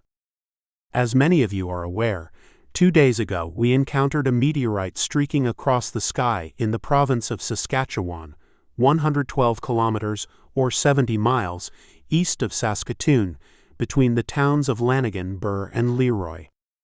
We received multiple reports of shattered windows and other effects to property and livestock. The projectile entered the atmosphere at supersonic speeds, causing sonic blasts across a wide portion of the area. However, no human casualties have been reported. Peter. What about cows? Aliens? Notice the word projectile. Wow. Ears did not reply. The Prime Minister visibly trembled. We considered, she confided, keeping this news under wraps until we had time to further assess what happened. However, as many of you know, we were late in doing that, given widespread photographic evidence already shown on the internet. That was no criminal act, by the way. Anybody might do the same when discovering such a momentous thing. She looked around as if to gain confidence from the others, to continue. As Canada's representatives, we will provide you with all the information available at this time. To start, I must point out that the extensive array of global telescopes and satellites scanning the stars have found multiple instances of what we might consider as sentient life elsewhere, such as suspected Dyson spheres and fast radio bursts, albeit we have no conclusive evidence of intelligent life like our own. Lots of evidence, nothing clear-cut. It should come as no shock of the possibility, however great or small, of intelligent species existing throughout the universe, especially since we know many planets have been discovered that exhibit all the characteristics of living ecosystems. Not that all life must be biological in nature. She paused, taking a measured breath. Based on our initial analyses, we have surmised that the projectile and supporting structures that impacted our province are from a non-earthly intelligent source. I am no scientist, but I have now seen firsthand what is known commonly as the obelisk, and I take this to be true. To brief you on details, I am joined by Hallie Gerard, Canada's Chief Science Advisor. Geez, Peter mumbled, sounds pretty freaking real. A rotund, well-dressed, gray-haired woman strode to the podium and searched around for a step. In the haste of setting up the press conference, nobody considered that she might not be able to see above the podium. Frustrated, the woman grabbed the microphone from its stand and stood upright before the crowd of reporters, without the podium's protection. She spoke in a deep, hoarse voice. People who know me say I'm a straight shooter, and I don't recall the last time I cared overly much for how I came across. I will advise you precisely on what we know thus far. A high-resolution picture of the obelisk displayed on the screen directly above the woman.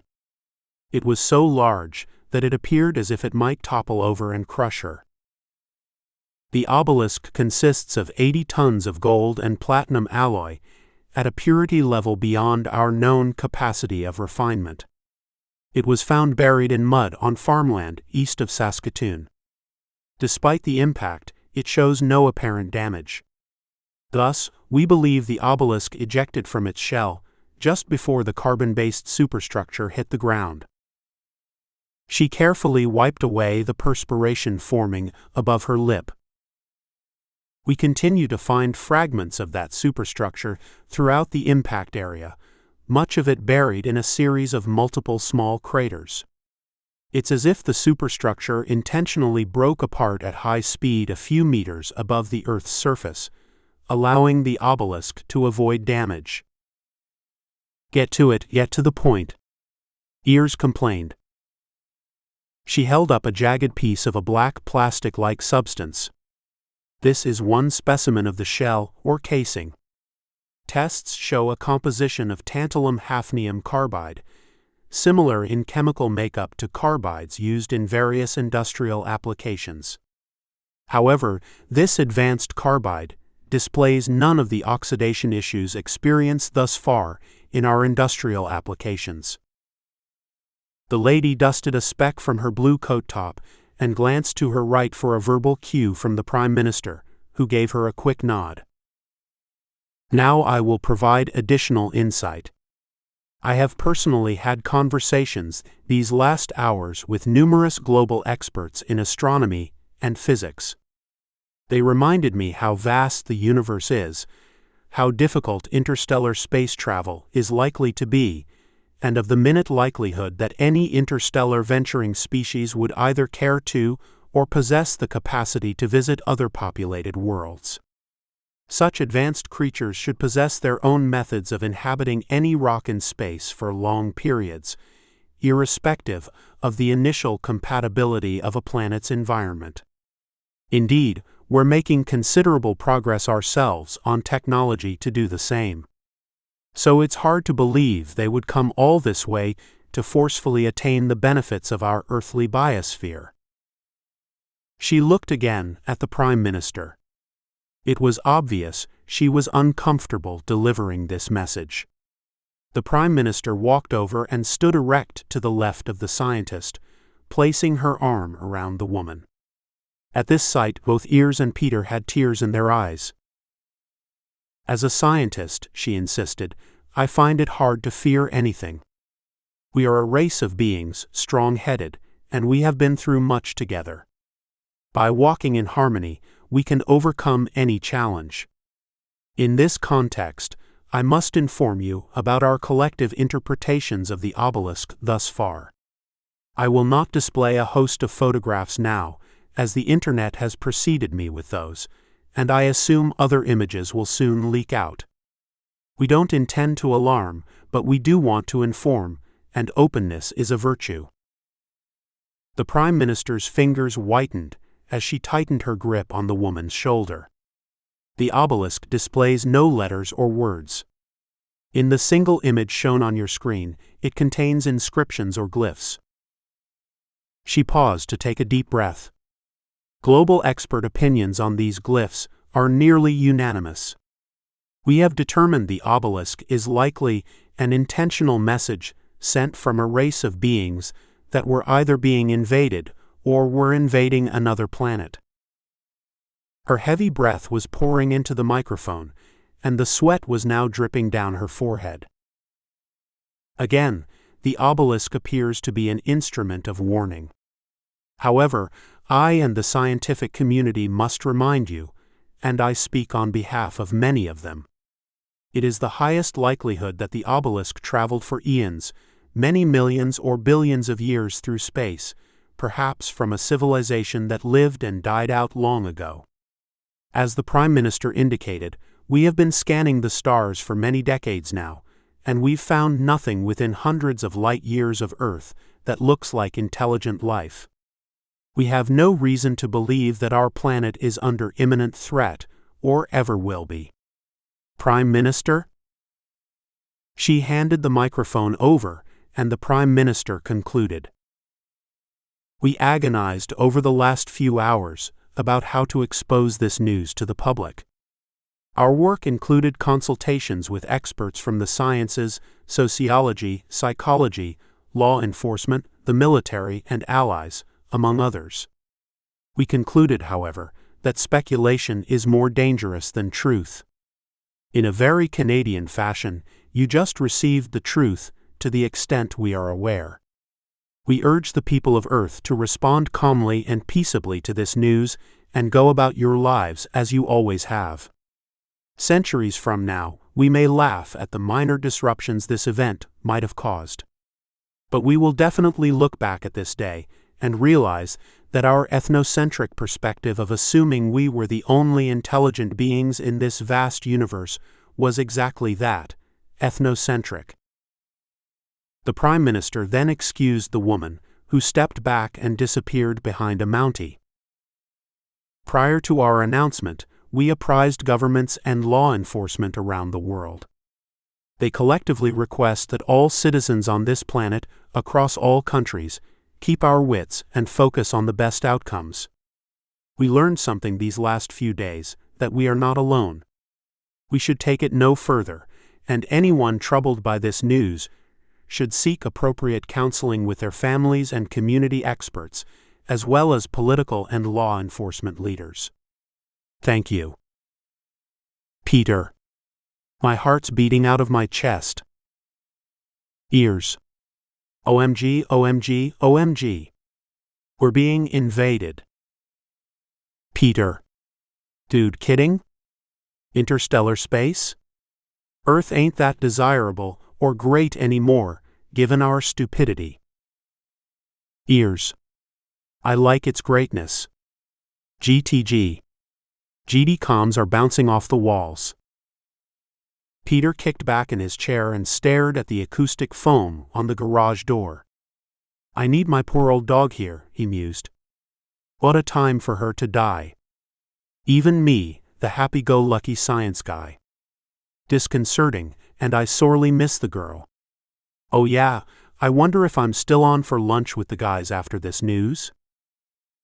Peter texted his two friends, who both confirmed to meet at the Burger Cottage, his favorite hangout by the square. He could hardly wait. Dudes. Peter trumpeted, fist bumping his pals as he sat at the table. Thanks for getting here early, especially today given the line at the door. I wondered if they'd close the place down after that Canadian debacle. Never seen it this busy. It's like the news is finally out, and everybody is freed of the wait. It was a literal ghost town here yesterday. Guess everyone was at the stores buying toilet paper. His friend Ravi looked at him with a sly grin.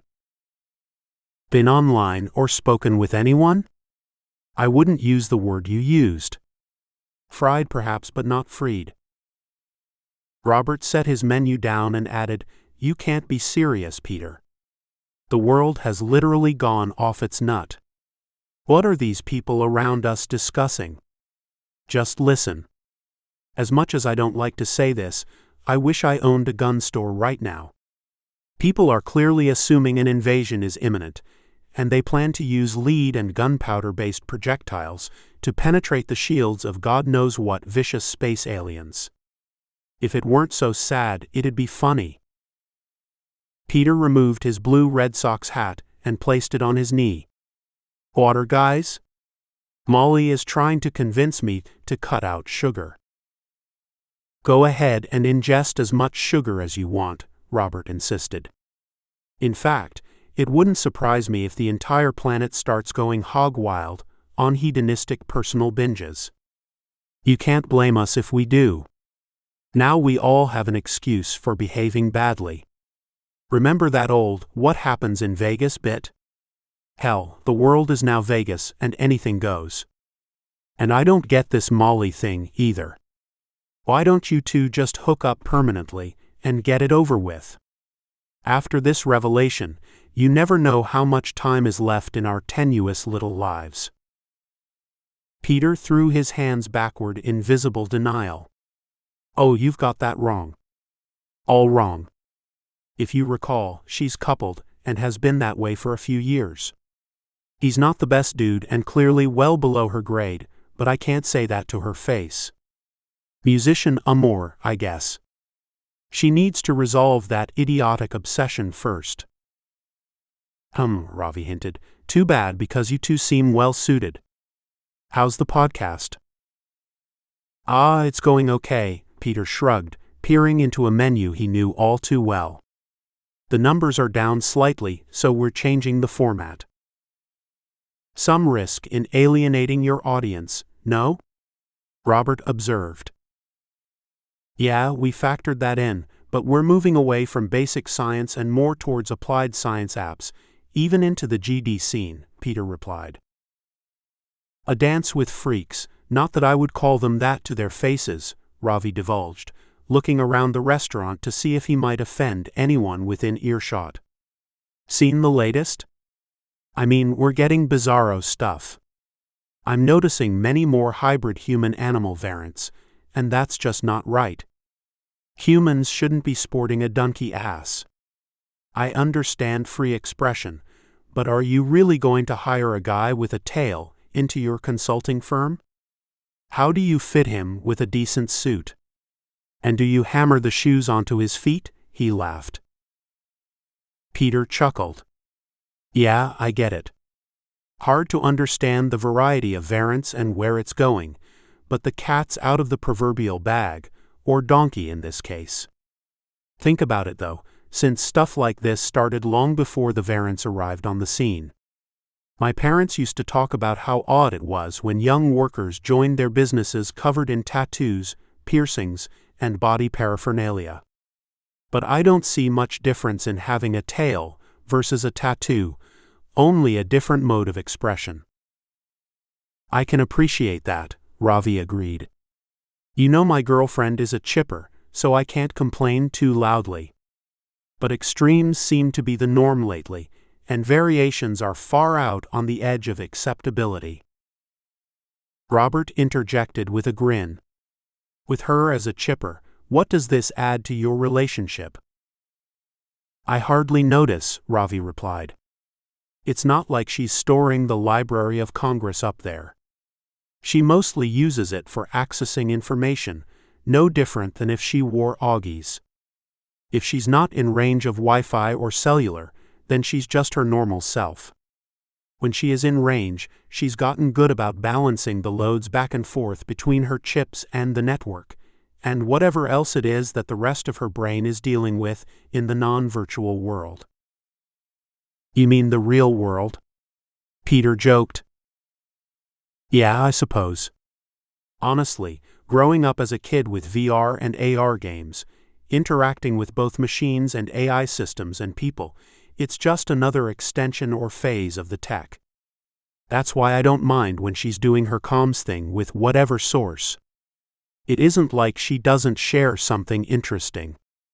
Think of it this way, ask a question and she's got the answer in an instant, no Augie glasses, no cell phone, nothing but her chips. That's a good add to the human being, if you ask me. Peter chided, and how do you know she's not communicating with some handsome Indian guy on the continent, someone who wants to learn colloquial English, Boston style? The dude's probably wondering how he can get to the States to marry her for that easier ticket to citizenship. Ravi laughed. Oh, I'm not too worried. She's not into marriage, she's not into other guys, and I'm more than enough Indian male for her to handle. Robert pointed to the waiter. 3 waters. Also 1 Coke. 2 Cokes, Peter countered with a smirk.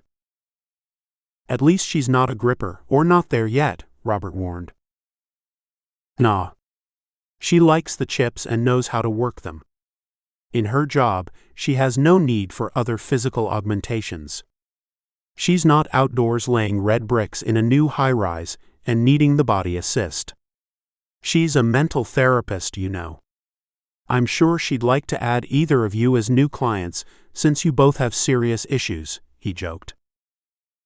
After this week, I'll need more than a therapist. Enough is happening to make anyone crazy. I can only imagine how many poor variants she sees each day. I mean, just scan the streets and see how badly they're treated, Peter observed. Robert took a drink from his glass. I have no issues with any of them. I confess that grippers are scarier, like the heavy mechs I'm seeing who are more robot than human. The change is way too fast, guys, but the same goes for genetic clippers and anyone who's augmenting their body to make it stronger or faster. You saw the guy downtown cut in literal half by that mech's robotic arm? A traffic altercation or something? Doesn't make you want to befriend someone like that. Maybe so, maybe not, Ravi asserted. How different would that be from a regular, non-augmented guy who had a gun hidden in his glove compartment? With a gripper, at least you can sometimes see how they're augmented. A jerk with a hidden gun is much more dangerous, I'd think. Peter nodded. Like you said, Robert, we're growing accustomed to rapid change so fast, and things seem to be moving faster. Maybe it's the Ivy schools nearby. I doubt Podunk, Iowa is like this town, or it might be more intense there. Consider the benefits of being a gripper on the farm, grabbing 2 bales of hay at once.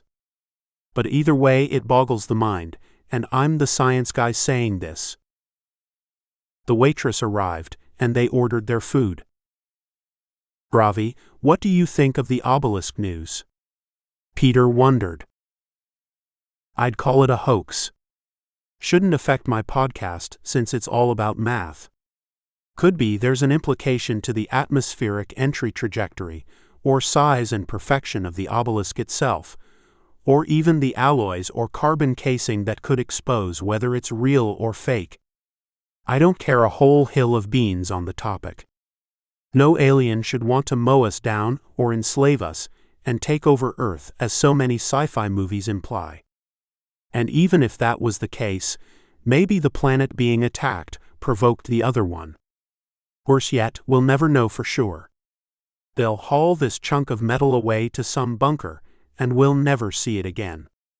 They'll see the social disruption it causes and tell us it was another Russian plot to destabilize the world. You can't put it past those Ruskies, given the crap they've pulled with elections, wars, and regional instability in the last few decades. I can't believe we let them get away with their global turmoil antics virtually scot-free.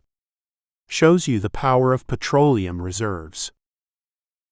Or, Robert added, they'll put the thing on display in the Smithsonian or Canada's equivalent of that, and it'll become a huge tourist draw.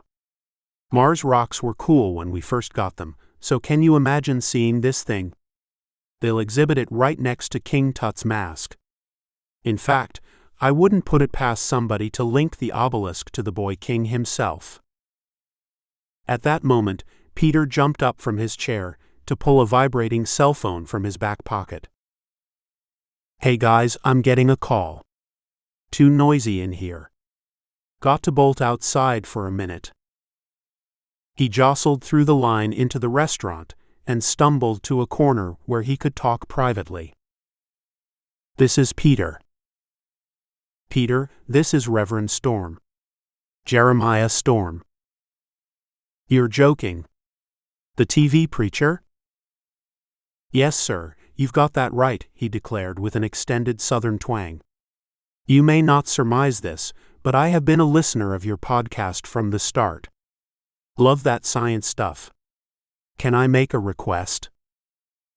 Sure, Peter replied, surprised at the call and wondering how any of his listeners might have gotten his cell phone number. I stepped outside from lunch with my friend, so I'll need to get back in a minute. This won't take but that, the Reverend assured him. Okay then.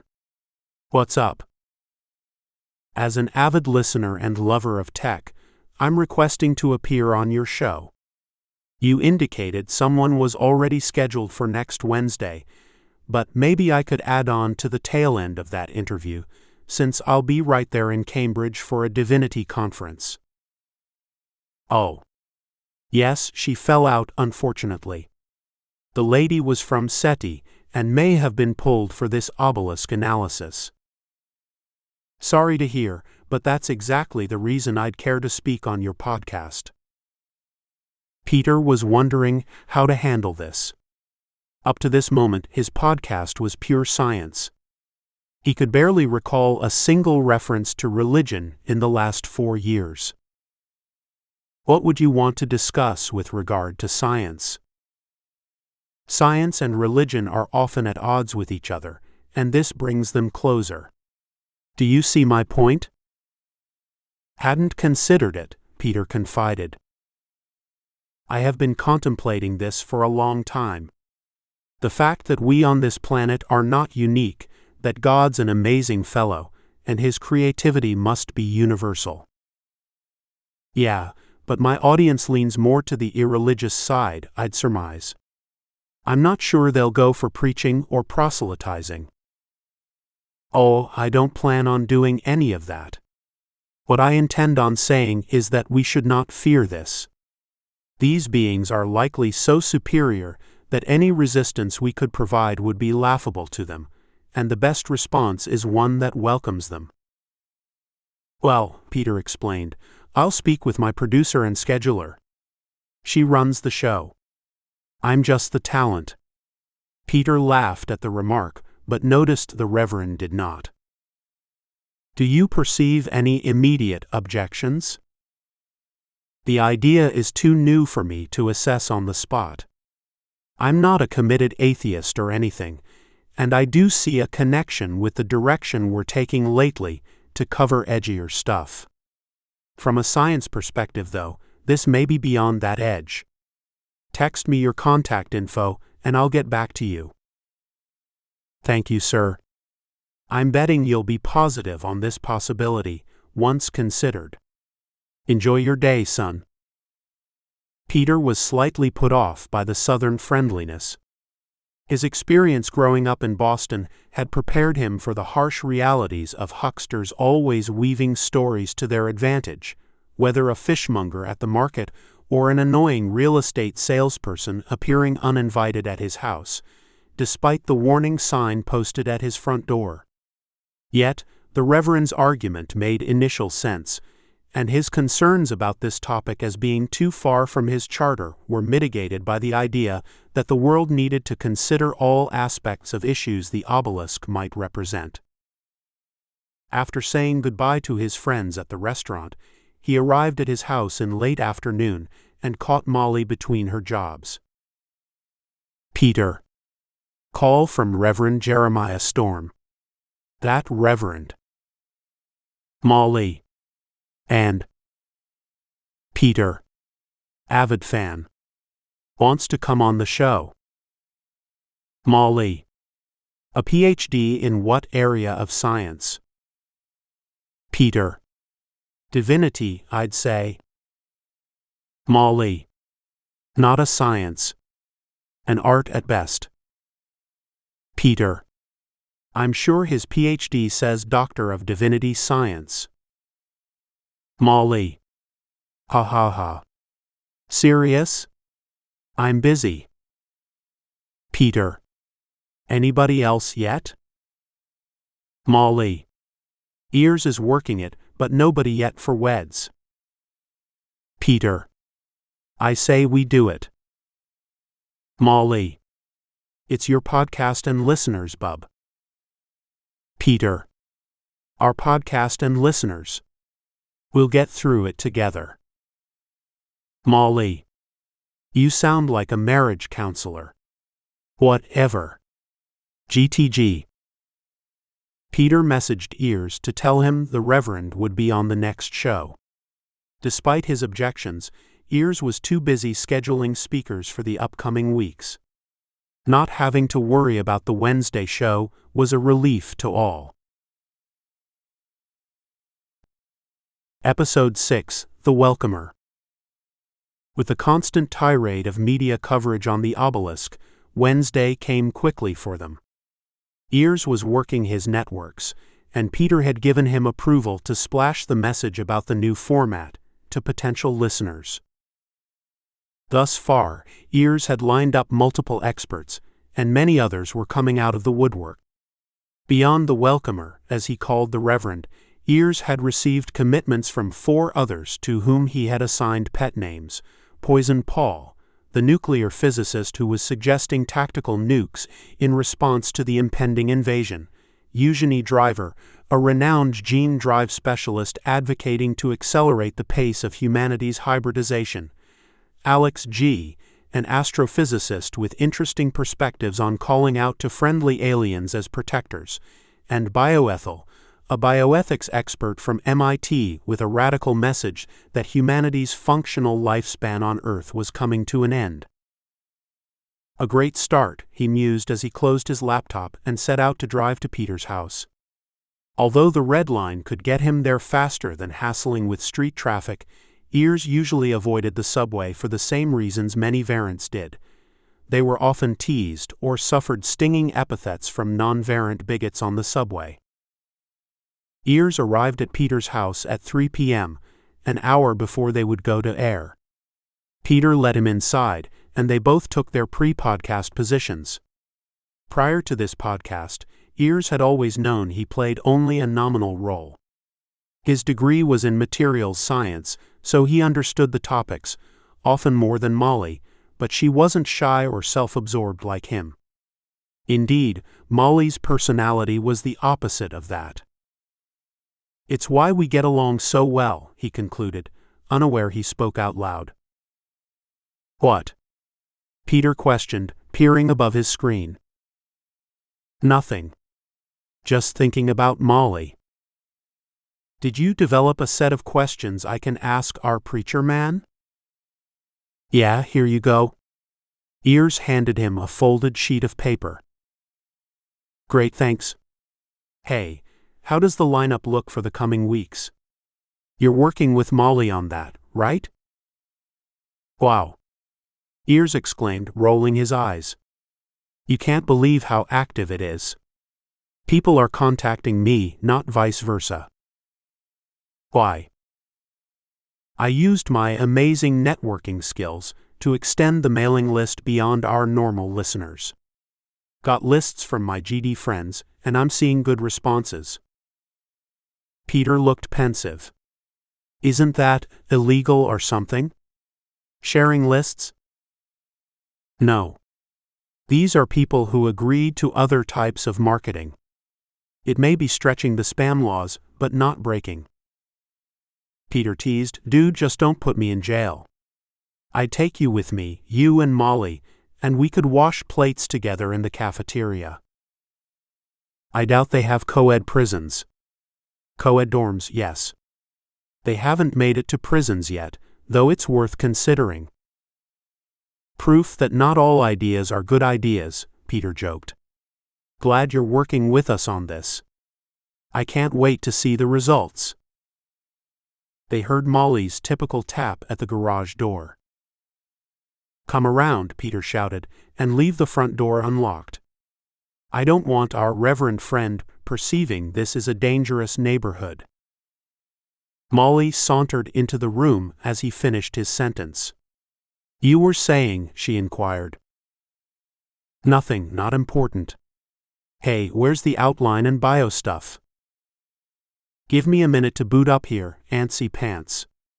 There is an outline, if that's what you're implying, but it's all guesswork, because I haven't heard back from the dude. And remember, this format change was your idea, so if the chips fall badly, Ears and I are pure on this, got it? It's all on you." Ears chimed in, "Even if this one bombs, the coming lineup is something special. Molly's scanned it, so feel free to bomb away this time, Peter. I'm guessing we'll see a huge turnout, given my advanced marketing of the show." "Wouldn't that be nice?" Molly agreed. "Ears, can you monitor the online stats?" "We'll capture them, but I can't pay much attention while I watch Mr. Talent and his righteous religious guest discuss our mutual salvation through science."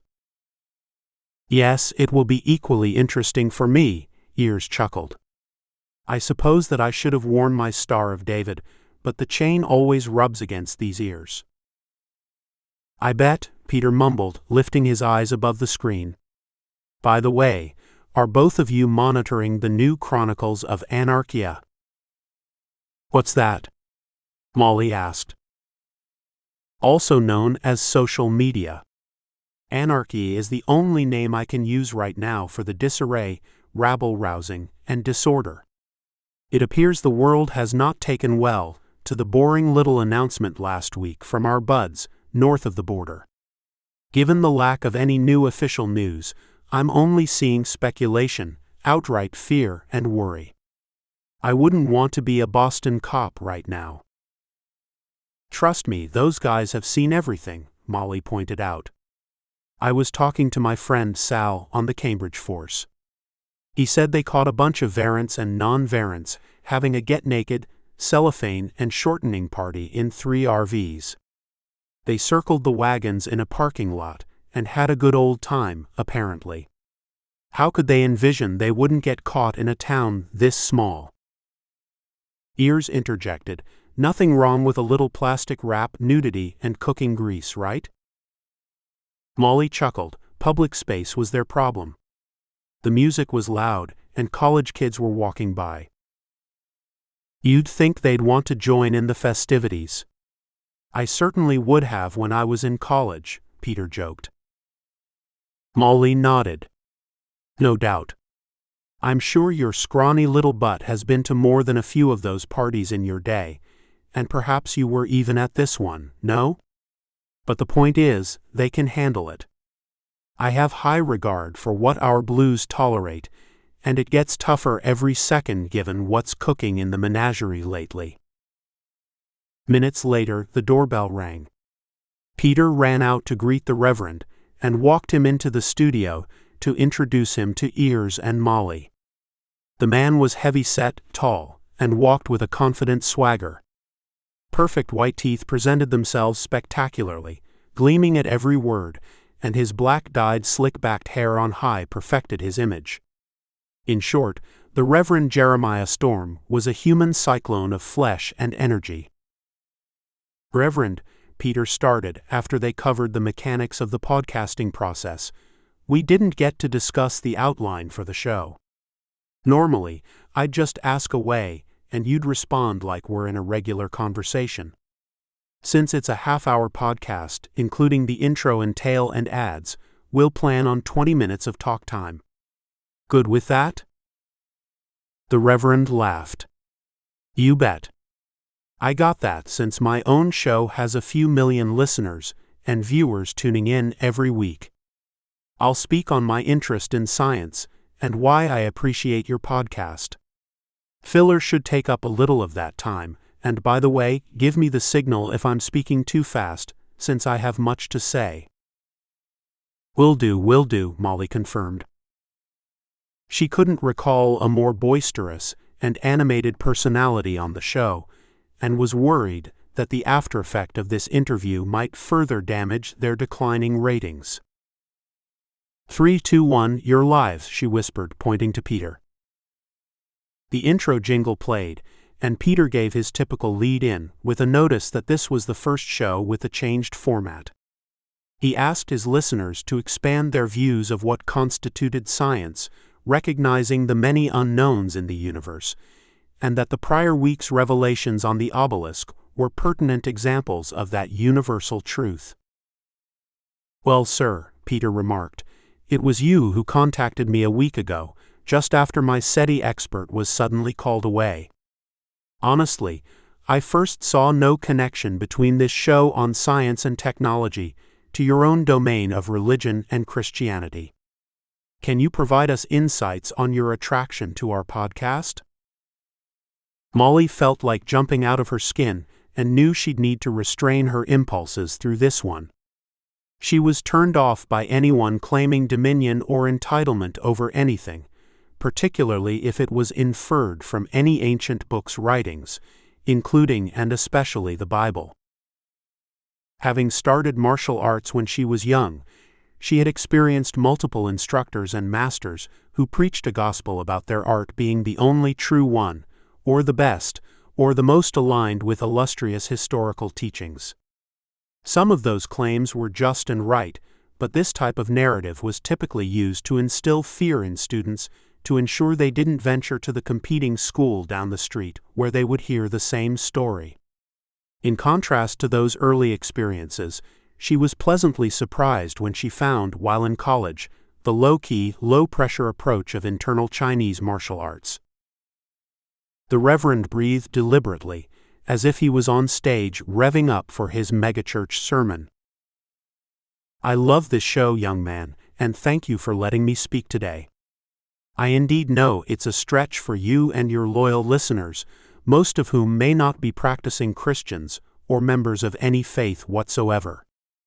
Please bear with me, as my preaching genes will naturally elevate themselves in my neocortex. Compre?" Peter laughed out loud. "Sure, compre, which I believe means comprehend to everyone else." "Indeed," the Reverend continued. "About the obelisk, let's get right to it. I won't tell you why it's here. I won't discuss the book of Revelation, and if I mention Jesus Christ our Savior at all, then please give me the cut sign, Molly. No, I am not here today to imply anything about world religions relative to this object. In fact, I just finished more research on the Bible, that fine book, and I'm hard-pressed to align any of its predictions and prognostications to this obelisk.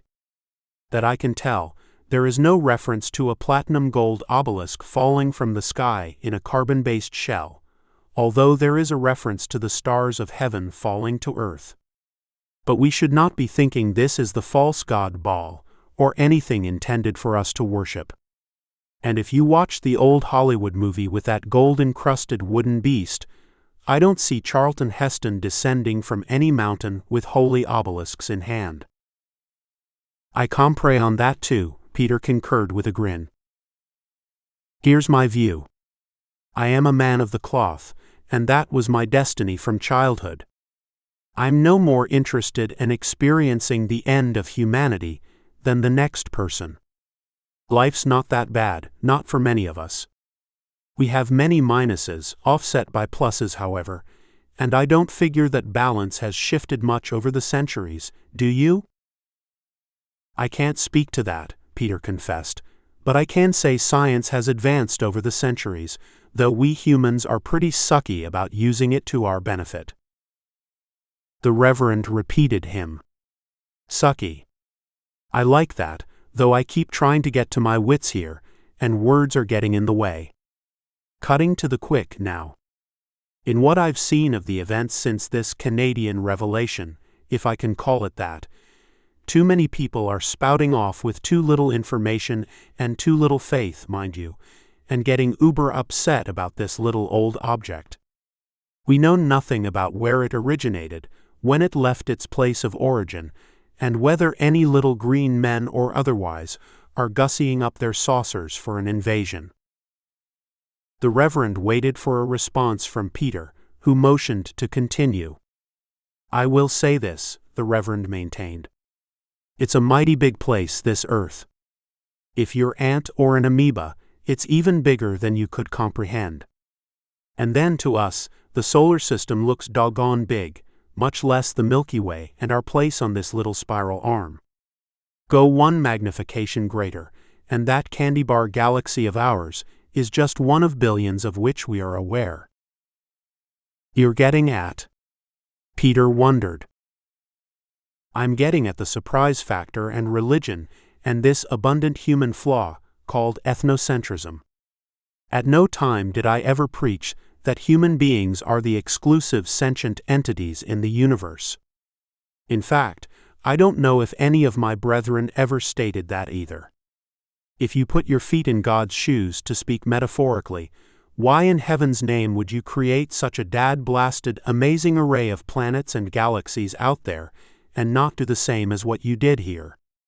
It doesn't make a lick of sense to do all that work for only one experiment. He easily could have held this party in just one solar system and not gone to the trouble of manufacturing the rest."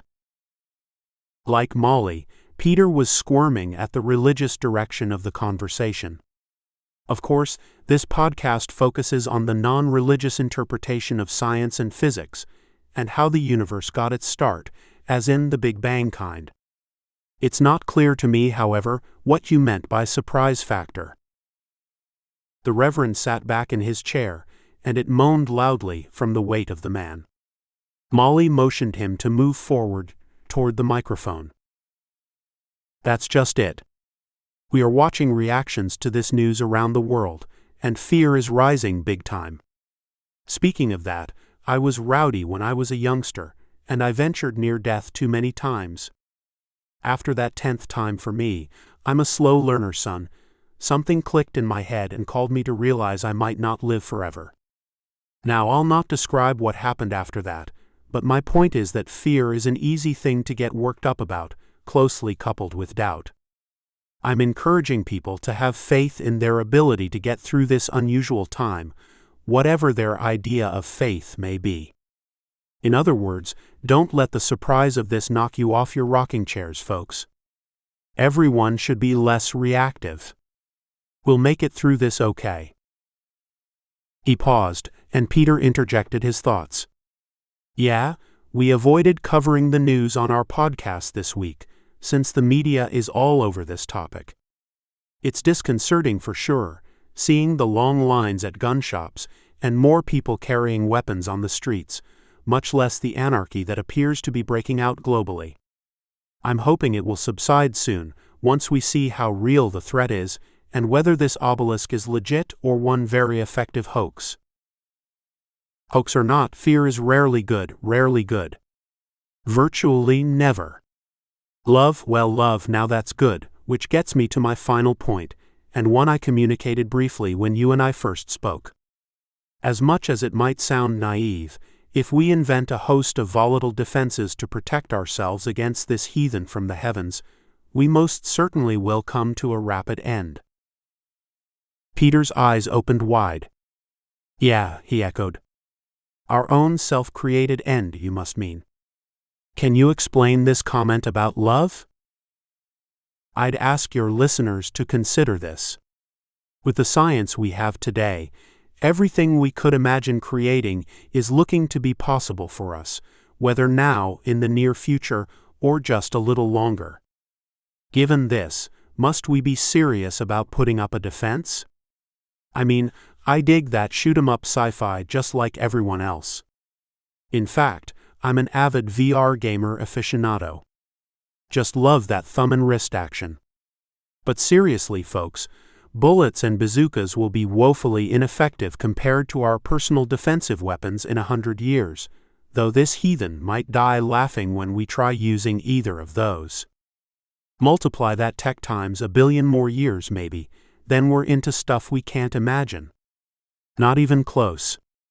So, whatever we're considering in terms of defense, it's darn short-sighted to believe we could hold them off for 2 seconds if they were aliens of the unkindest type. I'm still not clear on the love connection. What's that? Oh, and a minute remains to close. The Reverend laughed, thinking an analogy would be most appropriate. I like that, love connection. You ever seen a freshman dog trying to join an established pack of wild canines? Don't remember, Peter answered, shaking his head. Well, I'm not comparing us to dogs, and I have 3 fine ones, by the way. The new canine either tries to fight the pack leader for dominance, or it rolls over and exposes its belly. That signals to the leader, I ain't going to fight you, only want to join in and get along. I'm here today to suggest we follow that same approach. Peter frowned quizzically at this remark. You mean if and when the aliens show up, the 8+ billion of us should roll over in unison? Ah, you must be an old church boy to use that term. You hit the nail on the head, though. We need to pause before raising our pistol or sending our first missile through the thistle. Consider how it could arouse the anger of that old lead dog. In this case, he is certainly lathered up in defenses and weaponry many light years beyond what we have in our arsenal. I'm not talking personal ray guns that zap us one at a time, not unless these little green guys are the sporting type. In fact, there's speculation the obelisk glyphs referred to nanobots. Not sure about you, but they could well wipe every face off this planet with a little spray of this or that self-replicating subatomic plague. We'd never get to fire the first rifle or particle beam or slice the first lightsaber, because we'd be extinct before they placed their first Neil Armstrong foot on this lovely planet of ours. Peter clasped his hands above his head. Okay. I see. Show them some love, because we're dead if we don't. We could be dead regardless, but it's worth a try, right?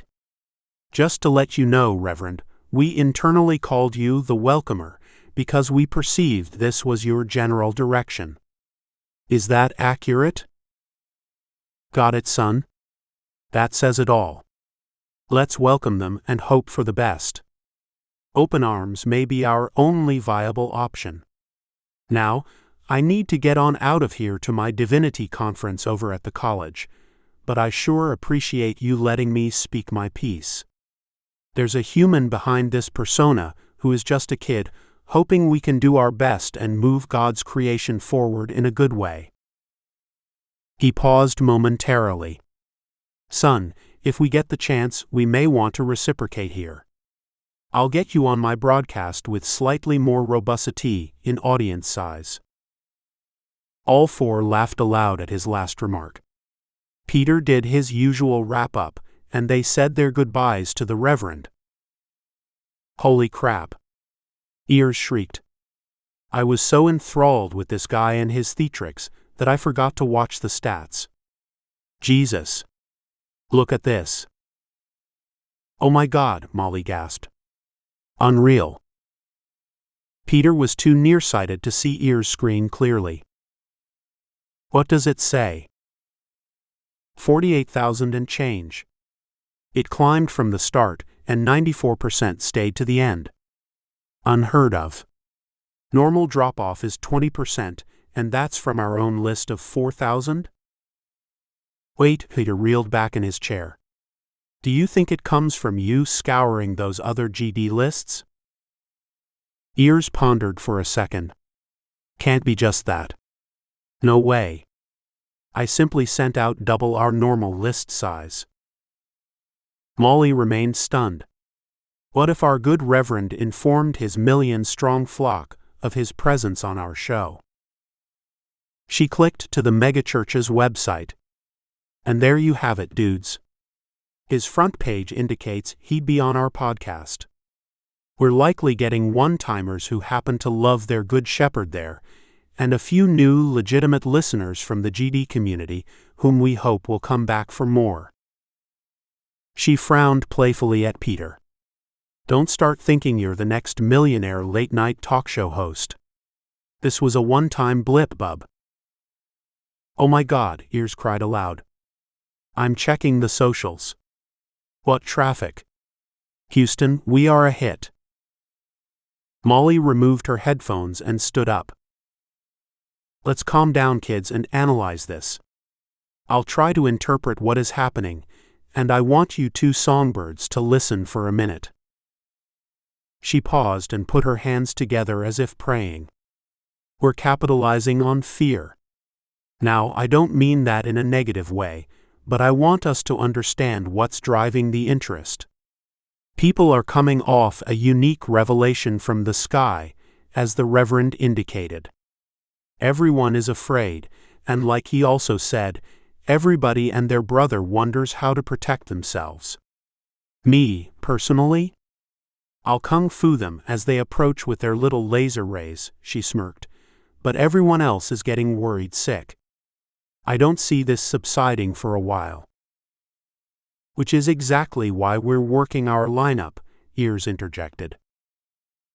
She stuck out her tongue halfway, then pulled it back in. Who's on board so far again? In order, Ears began, and these are my pet names, you understand. Poison Paul, then Eugenie Driver, and after that is Alex G., then Bioethyl. She sounds like carbon-neutral gasoline, Peter joked. Ears ignored him. After Bioethyl, we'll do Control Freak. Who's that? Molly wondered. A gent of some import and wealth, who's speculating that the obelisk is a human creation designed to foment global anarchy, ultimately leading to authoritarian control. She was skeptical. Some crackpot? Nope. Legit, but doesn't want his identity exposed. You guys okay with that? These topics and people are so sensitive, we may need to use my pet names or similar in our marketing and show notes. We might even use voice mods for certain guests who request them. After all those personalities, we have OmniBev and a few others lined up, Ears concluded. Molly's brow furrowed at the last name, begging for a response.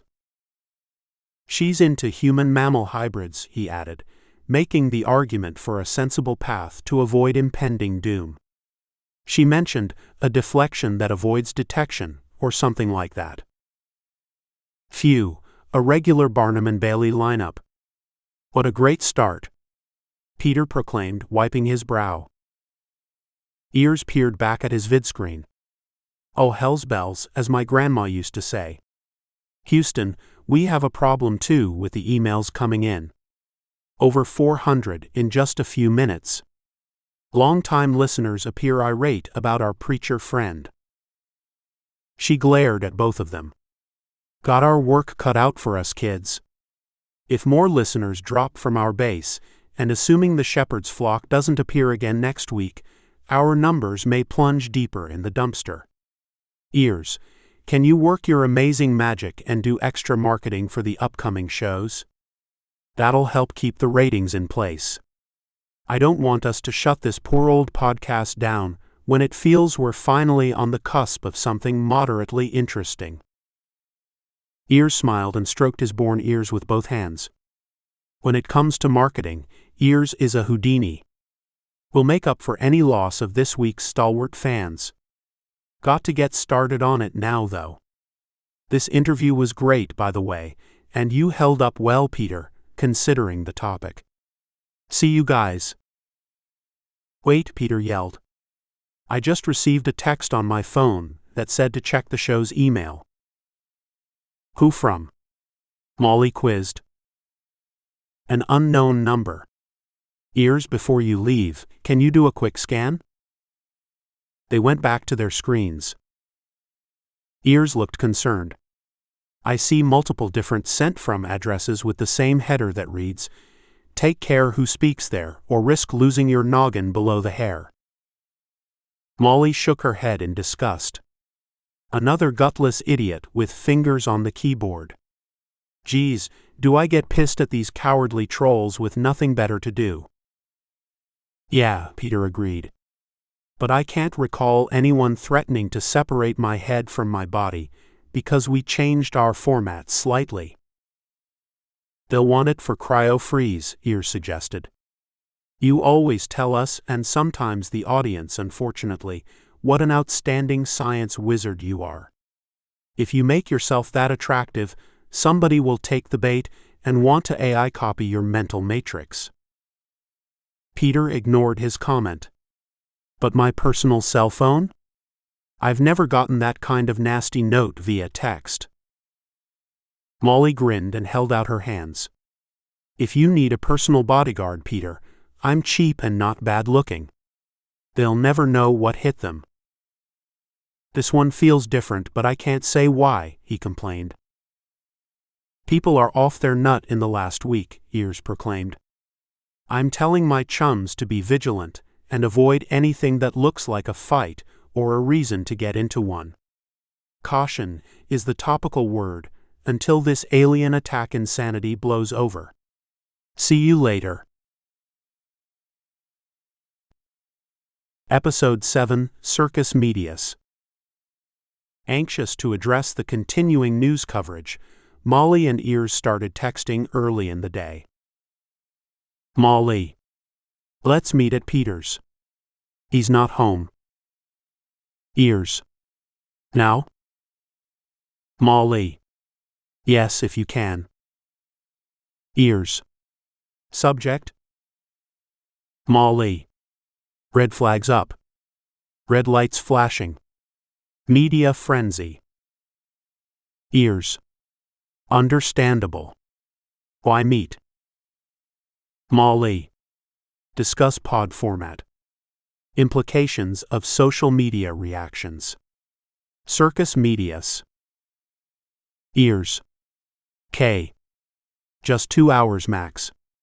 Uber busy. Molly. K. Ears arrived in minutes at Peter's and rushed into the studio. "What's up?" he asked Molly, who was watching the vidscreen. Her legs were perched on a stool.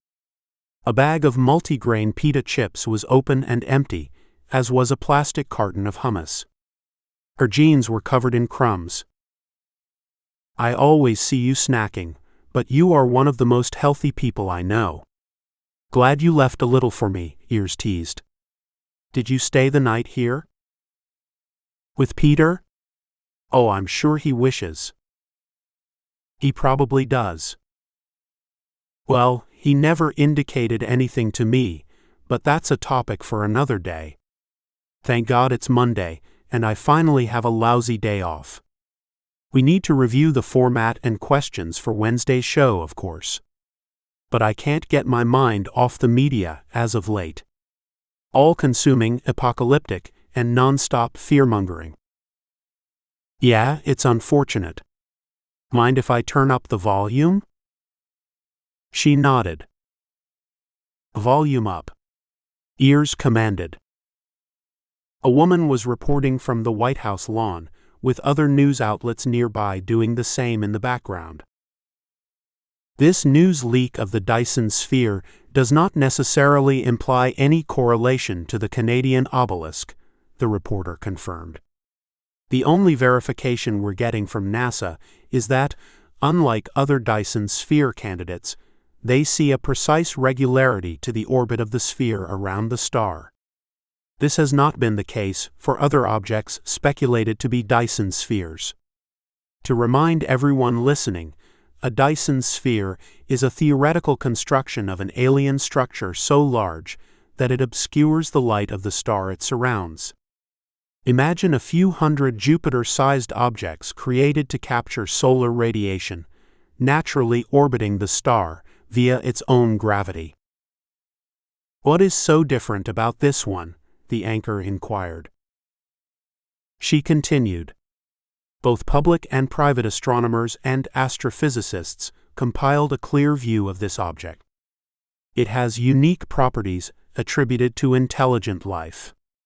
For instance, the shape is like a geodesic dome of the Buckminster-Fuller kind. Second, it consumes only particular segments of the light spectrum while casting off others, generally not believed possible in normal astronomical terms. How far away is this? It's in our galaxy, roughly 100,000 light-years away. Essentially, on the other side of the Milky Way. The anchor twirled her hair nervously. Has anyone speculated about its relation to the obelisk? Nothing that government officials will admit.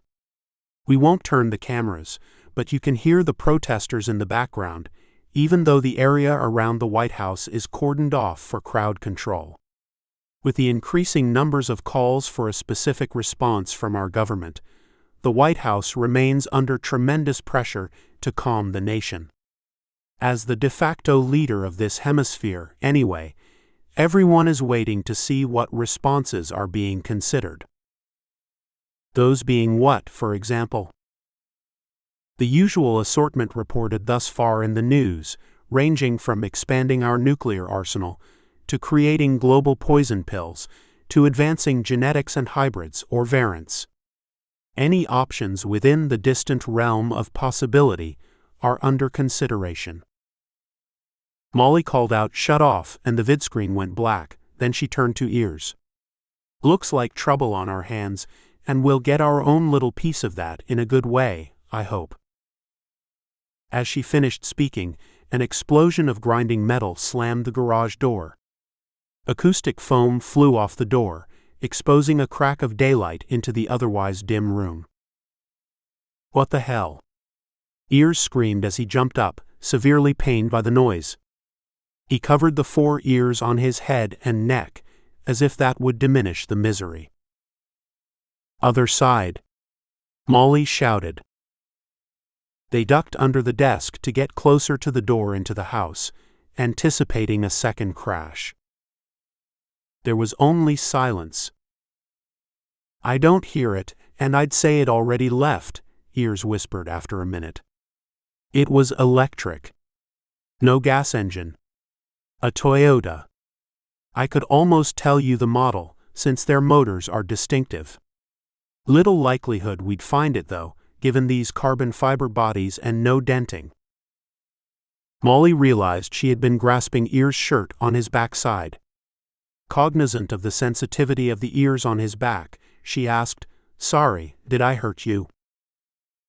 "No, I'm fine.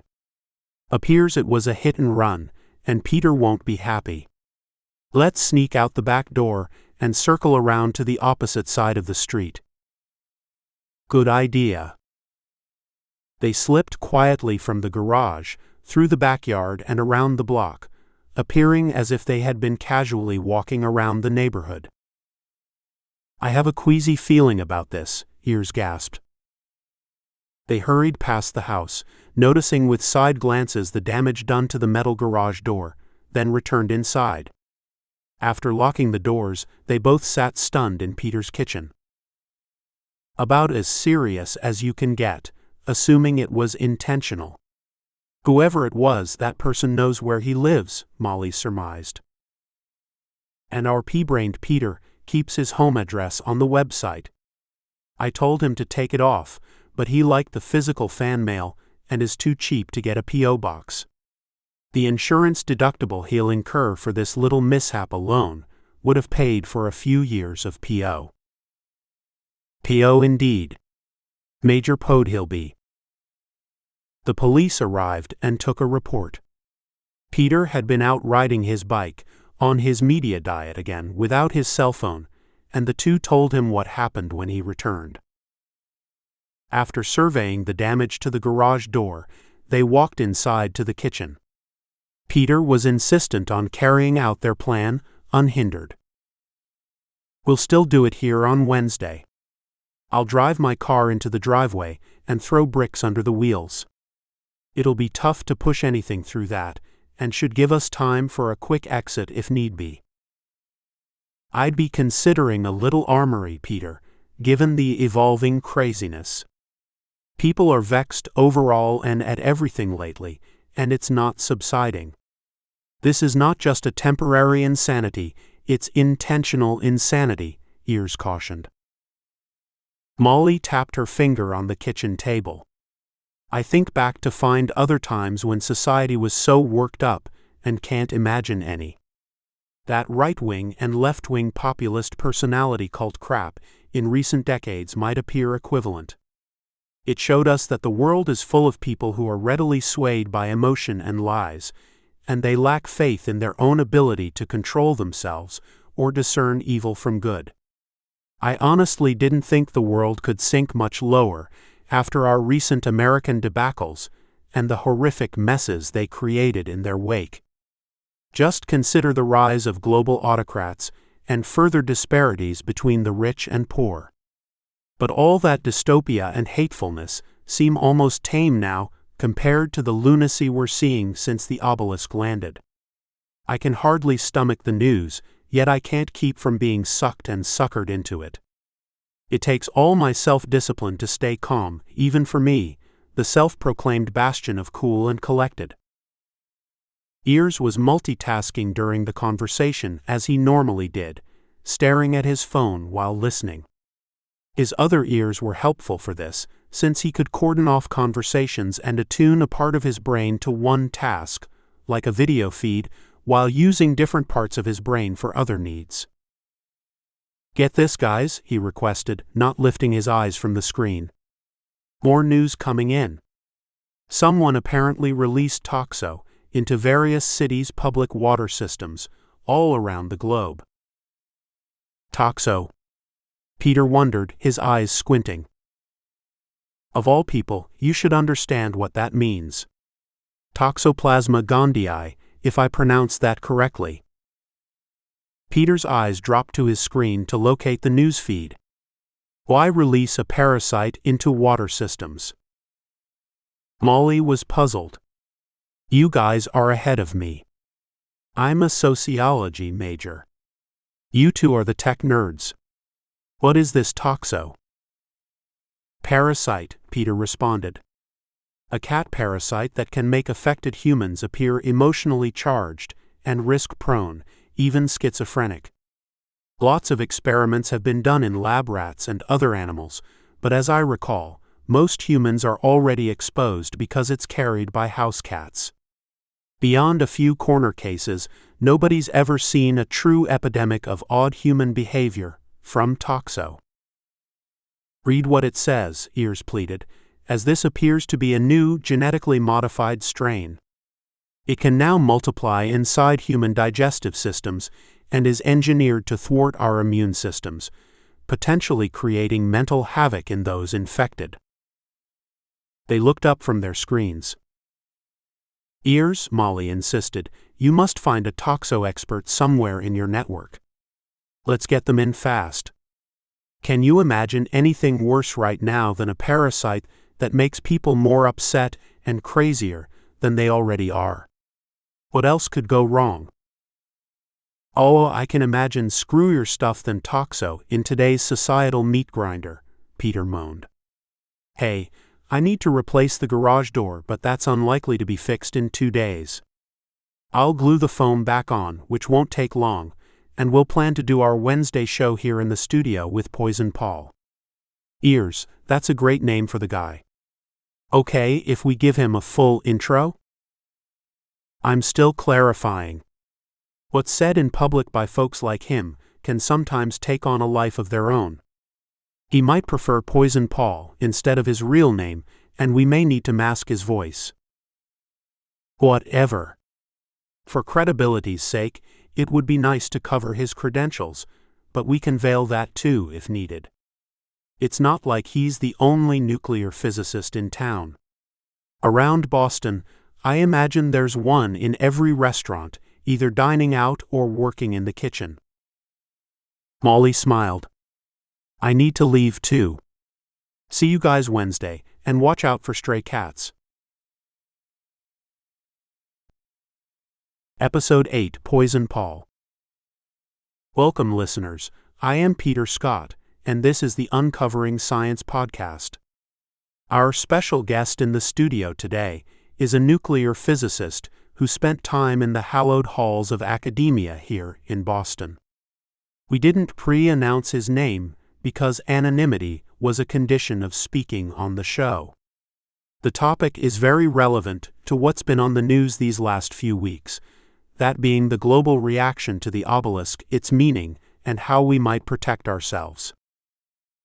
Ears held up his laptop to show Peter the screen, and he mouthed, 107,000 listeners. At that large number, Molly grabbed her laptop and shook her head in disbelief. Peter's jaw dropped, and he paused for an uncomfortable moment. Oh my God, he gasped. Well, today we'll analyze the poison pill alternative nominally mentioned in the media. Because I prefer to be on a first-name basis with our guests, he's agreed to let me call him Paul. In fact, our internal code name for him has been Poison Paul, but I don't see anything about him too volatile or deadly for us not to listen. Let's get to it right after this message. Molly cued the ad and spoke before Peter could say anything. 30 seconds. She glanced at Ears. What the hell, buddy? Those numbers can't be right, not unless the Reverend's flock is still visiting. Ears smiled. I told you guys I'd accelerate the list building and marketing. Contacted every underground GD group I could find. This is not your run-of-the-mill science podcast anymore, kids. It's a world contender. 3, 2, 1, Molly uttered to get them on track. My friend Ears, who has spoken on some of our shows before, just told me we are quadruple the number of listeners from last week, so we welcome our many first-timers.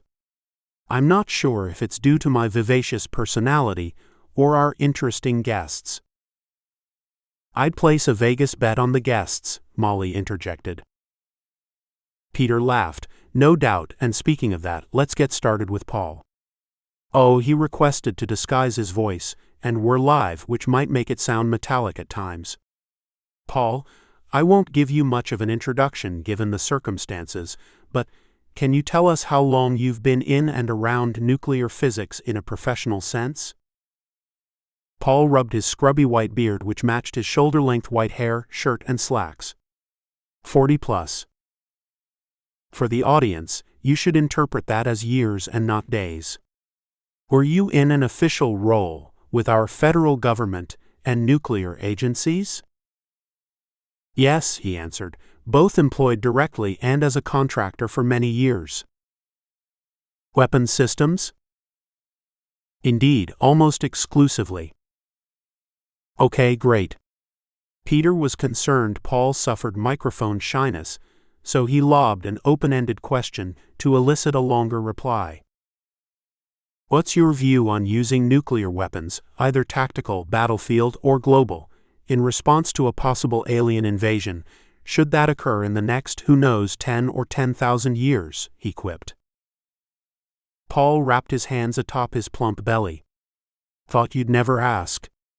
Mind if I just start talking? Yes, go right ahead, Peter replied. And for the listeners, please explain the poison pill analogy in this context. Sure, Peter. For those who are not inclined to the corporate world, a poison pill is a term used by a company to prevent a hostile takeover. A business might allow existing shareowners to buy many more shares at a discount in the event a hostile shareowner takes a run at buying enough shares to acquire voting control. That effectively poisons any such transaction by diluting the value of outstanding shares, to the detriment of all. In other words, if the hostile decides to proceed, it dies along with that which it attacked. It's a fitting analogy to what I'm discussing. Please tell us how it applies to what you're proposing, Peter requested. Put succinctly, we can use a variety of nuclear devices to ensure no alien would consider annihilating humanity.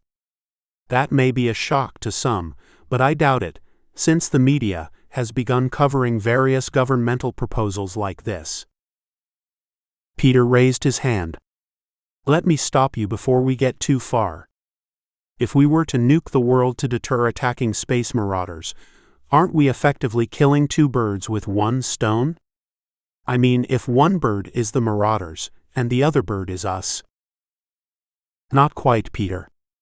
We would make our plans and capabilities well known to any potential visitors, and communicate in a way that any sentient aliens would clearly understand what they were up against.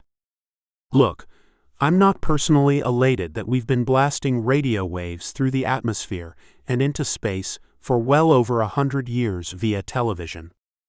Similarly, I'm not pleased humans live above ground level for any flyby robotic camera, alien probe, or any almost rudimentary telescope to see us. And I'm not thrilled we've emitted very visible complex hydrocarbons into the air to signal the existence of not-so-intelligent life. My point is this: we've been shining a glaring strobe light on Earth like it was a 1970s disco ball, screaming, "Come on down, Johnny, and let's dance." We may never discover if that stupidity was directly correlated with the arrival of the obelisk. However, the fact that we now are painfully aware of unpleasant alien life means we need a simple and effective poison pill solution for the planet. Peter wanted to give more grounding to the concept. Back to the corporate world, Paul. Do these poison pills ever work, or do the corporate raiders find a way to subvert them? Well, I'm no legal or business expert, but poison pills have been used in business for a long time, which speaks to their effectiveness. Then let's assume we include this into our strategic defense of the planet. How does it play out? I can't expose the secrets I know, as to do so places me in personal jeopardy or behind bars trading smokes for favors. I can say this, and much of what I'm stating is easily corroborated with a few well-considered search terms. Despite our long-standing attempts at arms reductions, we have enough fissile material in various countries, much less in private arsenals that people don't discuss, to fry the Earth's surface again and again, making it a very nasty terminus for at least a few thousand years. Thankfully, most of that material remains in reasonably sensible hands, so our species has not yet toasted this lovely rock. The bulk of that arsenal is sitting on missile warheads pointed at major metros like Boston, Beijing, Bombay, and other cities that don't start with that letter. Yet this material is not poison pillable enough, to use a term. In other words, it's not intended to deter a celestial marauder, and can't be easily converted to do so. In addition, Molly interjected, I expect that most countries are not willing to realign their massive missile stockpiles away from their original targets. Exactly, Molly, he confirmed. The reasons for pointing those arrows at their current targets has not changed as a result of the obelisk. Then what are you suggesting? Peter wondered. I'm proposing the most effective way to fend off these alien marauders is to build enough tactical nukes to deploy them everywhere, and I mean everywhere. This mitigates the possibility that marauders could inhibit the detonation of missiles in the ground or air, should we decide to go that route. If you had such poison pill weapons ready to explode every 100 square miles or so, you could guarantee an extended global annihilation and planetary poisoning, if it comes to that. But what if these nasty little green guys use systems that suspend electrical power? Peter queried. Any signal to attack might be blunted, and any attempt to arm the weapons might be useless. Paul smiled confidently. I may not be your first nuclear weapons expert on the show, Peter, but let me tell you. Those two nukes about the size of your desk that wasted cities and lives in Japan 100 years ago required very little electricity. We could easily adapt fusing systems to either run off batteries or be engaged manually, albeit with considerable danger to the person with his hands in the till. By that time, however, hands anywhere near the little beasts wouldn't matter much. Any concerns for how to control the proliferation of these weapons? I can't imagine placing these devices every 100 square miles. You'd need an army the size of China and India to guard them. Perhaps so. But having one very flexible plan may be worth the cost of doing just that.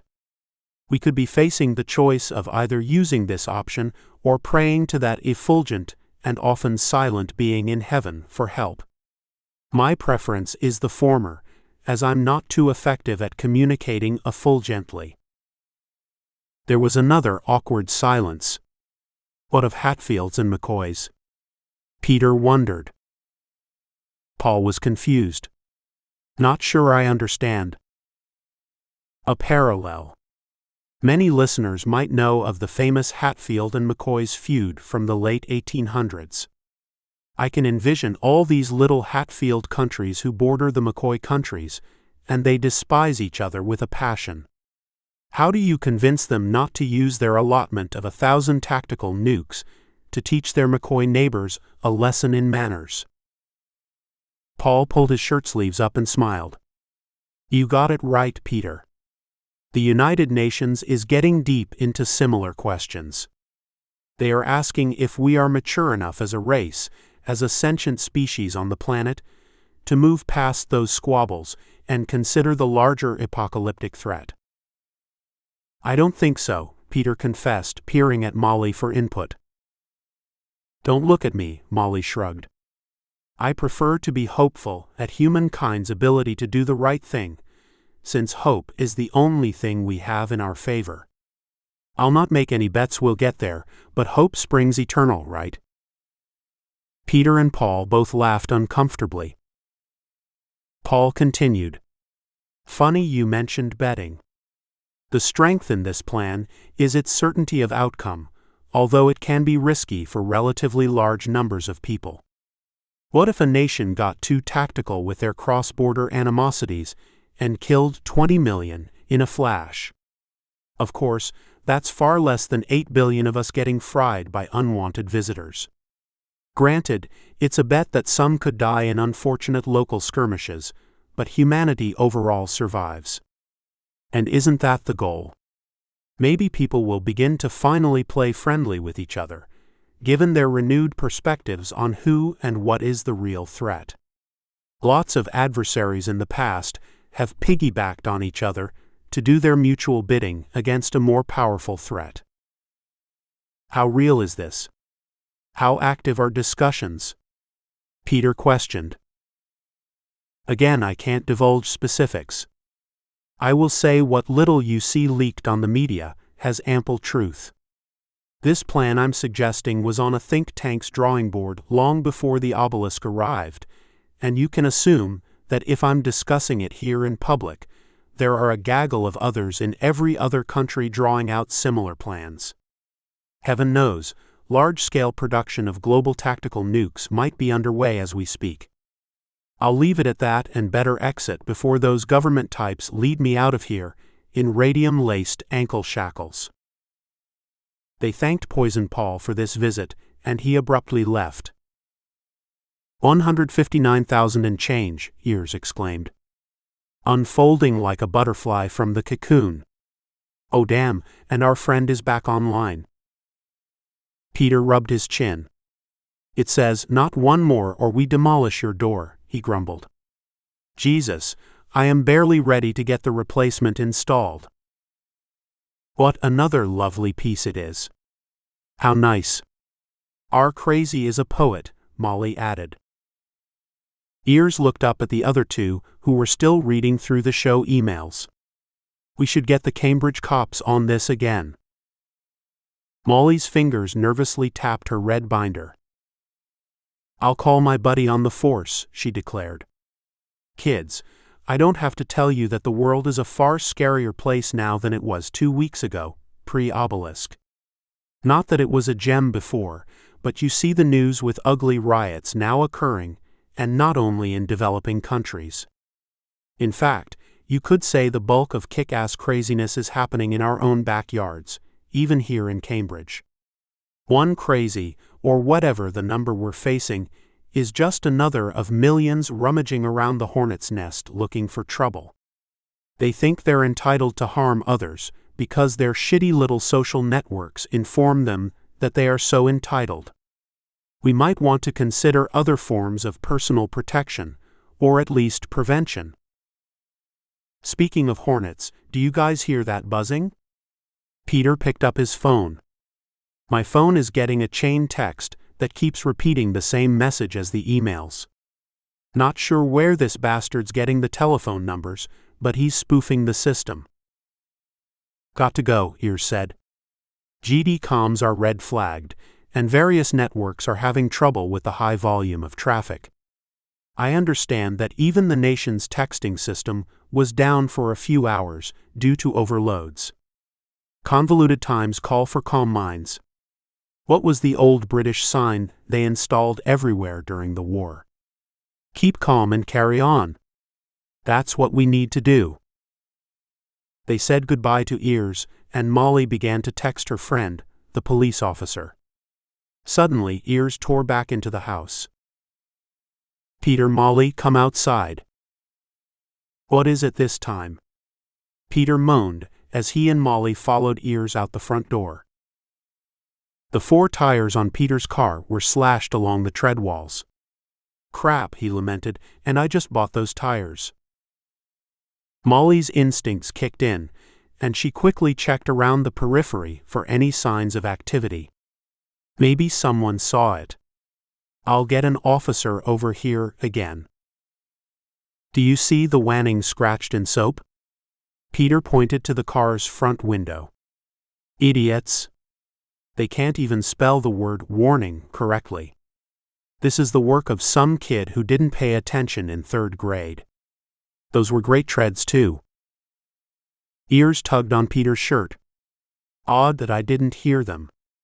It could be that the fan noise from our equipment obscured things, but I should have caught the hissing air. Buddy, I'll say it again, you need weaponry. Somebody doesn't like you or us or the podcast. Peter shook his head in disgust. He was normally light-hearted, but the two events in a few days' time was making him uncomfortable. I'm worried too, he whispered to Ears since Molly was nearby talking on the phone, and getting the heebie-jeebies. This doesn't smell right. We may need to take our podcasts on the road, assuming I get my tires fixed. And garage. What do you mean? Ears questioned. I mean we may need to go clean. No cell phones, at least not powered. I'll disconnect the antenna in my car. No tollways. Stay away from video cameras and even tinker with the plates if needed. Nobody should know where we are when we do these next ones. With cell phones, I've seen too many times where the carrier comm systems have been hacked. Consider those apps on your phone that are location dependent. How do we bring the mixer and mics with us? We go old style. I'll use the voice recorder with a portable mic, not even Bluetooth, and no networkable tech beyond the playout and streaming of the session. We can go where our guests are, not vice versa. Nice to get out, anyhow. We don't want a car bomb going off outside the garage while we're on air. With the unpredictable reactions to this alien fear and paranoia, we can't take the chance. I need to decouple my life from the podcast until these Waening dudes take a knee or exit the game. 2 days later, Peter was again riding his bike along the path down Mass Avenue to Harvard Square. Hey Dirksen, how goes it? Peter panted as he dismounted, finding his variant friend again selling newspapers outside the coffee shop. The Waening, he grinned, handing Peter a copy. The Waening? What's that? This news story from the paper where they spelled the word wrong. Dirksen's grubby fingers pointed to the article. Peter glanced at the variant-sponsored rag. The headline read, Obelisk found in Saskatchewan, the Waening from an alien race. That's odd. What's odd? Dirksen wondered, weakly holding out his palm to get paid. Peter fumbled for his wallet. I've seen this word recently. On my car window after someone slashed my tires. It must be coincidental. As a warning, it's old news by now. You know, they don't hire the brightest stars at this rag. They can't even use a spell check. Hey, I sell the things for spare change and it's better than panhandling, right? A job. Yep, Peter replied. Then he shuffled into the coffee shop while reviewing the cover story. Ouch, someone shouted. That's my foot. Oh Christ, he exclaimed, jumping back in surprise. He realized his preoccupation with the paper's headline had made him a wrecking ball in the shop. A young woman pushed her oak chair away from the table, making a loud screech against the floor. She elevated her pained foot and placed it across her knee. Double ouch. Right on the bridge, she winced. Peter was red-faced as a dozen other patrons watched him stumble through his words. Oh my God. I'm so sorry. I just bought this paper and was enmeshed in an article. Didn't see you. I'll say that. She pulled the pink-rimmed augment glasses or augies from her face, revealing brilliant blue effervescent eyes. Peter instantly noticed her unblemished tan skin and pleasant face with 2 large dimples. He also caught the telltale outline of small chips embedded beneath the skin at each temple. Don't stare, she insisted. I'm not total variant, or not much of one. I was consuming feeds also, so it could be I wasn't watching. Wish I had something for this foot though, since I'm in a bike race tomorrow. Discombobulated, Peter dropped his paper on the table. "Okay," he mumbled nervously, "let me grab some ice. It'll reduce the swelling." "All right," she conceded, putting her augies back on for a magnified view of the bruise. Peter ran to the front of the coffee line, then hurried back with ice wrapped in a towel. He pulled a chair and sat directly across from her. "Here, put your foot on my chair, and I'll wrap it gently. Tell me if I apply too much pressure. I did this myself once before a race." "You stepped on your own foot." He chuckled. "Not exactly. A car ran over it in the grass, thankfully, or I'd still be limping everywhere. No breaks, just pain." "I got you on the pain, Peter," she smirked. He looked down at his chest to see if his name was imprinted on his shirt. "How'd you know?" She tapped the augies with her finger. "Captured your image and asked the system to do facial rec." "Oh, I thought maybe you were prescient." Peter had become accustomed to being recognized instantly by chipper variants tied to the net. With instantaneous precision, a chipper could issue a command from the brain to her subcutaneous embedded device and on to the augies. These were typically linked to Wi-Fi and the Internet, where online images and background information could be queried. "All right if I hit a few pressure points to mitigate the pain and swelling?" he inquired. She nodded. "Sure. Who trained you in this technique? Is this your usual come-on to women? You crush their foot, then offer solace via oriental massage." He laughed. "A friend of mine who taught me is a longtime martial artist. I do this on my own feet." She tapped her augies. "Oh. I see pictures of you and her together. You both run that science podcast. I recently caught wind of it, in fact, since the news feeds were buzzing when you did the interview with that nukes guy, Poison Paul. Sorry, I didn't listen. It was an interesting show, and our stats picked way up. Very surprising numbers.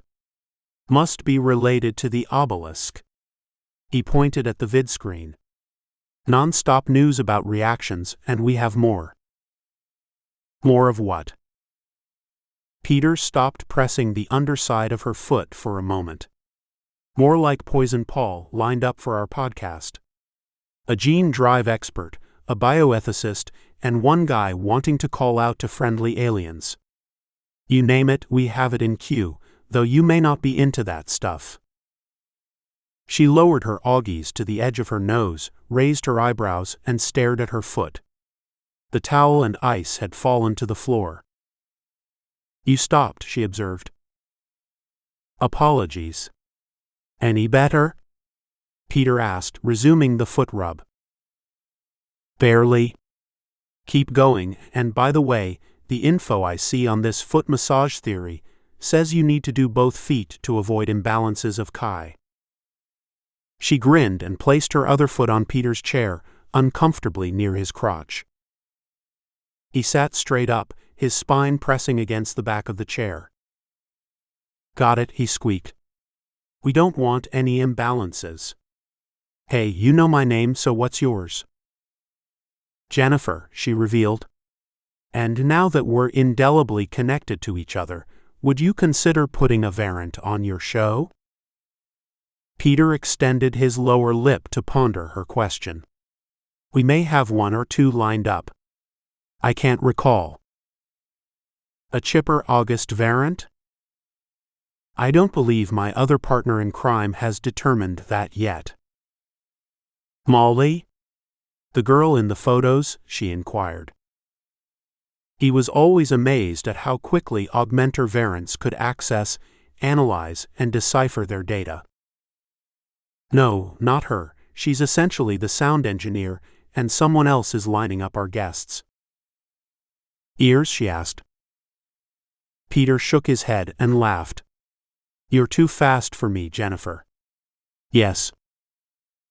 "I know him," she exclaimed, removing her augies for a moment. I mean, not personally, but he's well connected with people in the local variant community, and I've seen him at various social functions and parties. Seems very shy. Great. Yeah, we've known each other for a while, and he's helping us locate experts for our expanded format in this series. You need to invite an August variant. She bent forward and slapped him on the knee. Like me. I insist. Minor recompense for the damage, don't you think? He stopped rubbing her damaged foot to ask, "What would I interview you about?" Keep going, she demanded. Gee, I hope my feet don't smell. Peter stuck his tongue out in false disgust, and she continued with a wide smile. This news is all too serious. We'll either discover it's a hoax, or the aliens are so far out in space, they'll never get here. You'll need a lighter touch between your heavier interviews. Put me on to discuss life as a chipper, as an Augie variant. Ask me questions about how my friends and I are processing the news. It's a nice call out to the non-variants that we're not that odd or that different and are in touch with things globally. A good show, don't you agree? His hands were getting fatigued. He liked her, and she didn't focus on the obvious negatives of his clumsiness or her injured foot. She was pleasant to speak with and clearly adept at using her augies. Molly will perceive I invited her because of her looks, he thought, but we do have heavies lined up, and getting to something more relevant and human might be a nice break. Well, don't you? She queried a second time. It's an interesting idea, and you might be right. Peter, you'll find that Augs are always right. She sat up straight and pulled her feet away. Oh. Your car is on fire. What? He cried. Fire department. A report of a car on fire in your driveway, at least that's what the feed says. Peter's face paled. I'll finish rebalancing your other foot when we do your interview. He stood up in a daze. Got to go, and thanks for telling me. Nice to meet you. I just emailed you per your website's contact info. Sorry about the car, must be karma for the foot. Peter didn't catch her last few words, and he was out the door racing home to determine what happened. Ears was present when he arrived. I was in the studio when I heard the pop. Lucky for you, it's a newer model, since the old lithium hybrid battery types can create stellar fireworks. Peter turned to scan the neighborhood. Did you see or hear anyone? Not even, he stated. But I had media overload on high, as much as I could tolerate. Peter snagged the policeman who was directing neighborhood traffic. Officer, this is my car in my house. Did they state the cause? Talk to the chief over there, but he says it's a flammable substance. Acetone or similar. He turned to Ears and put his arm around him as they watched the firemen quench the flames. Crap. Those were my new replacement tires as of yesterday. Someone's after us and God knows why. Did I hang up on them? Piss them off in some other way. I'm no longer feeling safe in my own house. I can put you up at my place for now, Ears consoled him. We're already going incognito on the interviews. After this compelling warning, we'll have to be more careful and keep our eyes and ears peeled. Indeed. I'm out one car, and it looks like rentals for me, until I get reimbursed by insurance. That may be a good thing, since rentals are not as traceable. I can trade them off every few days to keep these menacing deviants at arm's length. Good idea, Ears agreed as they approached the fire marshal, but gut tells me this is more than just a few of them. Episode 9, Eugenie Driver. I found something interesting when you were picking up the car.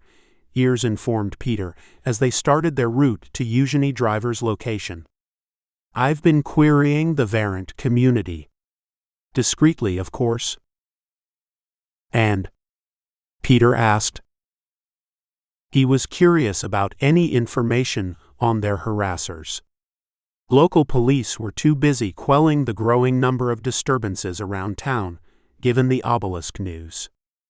These events might be as simple as a bar fight between two college students who had different views on how to handle the perceived threats, or as complex as variants versus non-variants, churchgoers versus atheists, or conservatives versus progressives.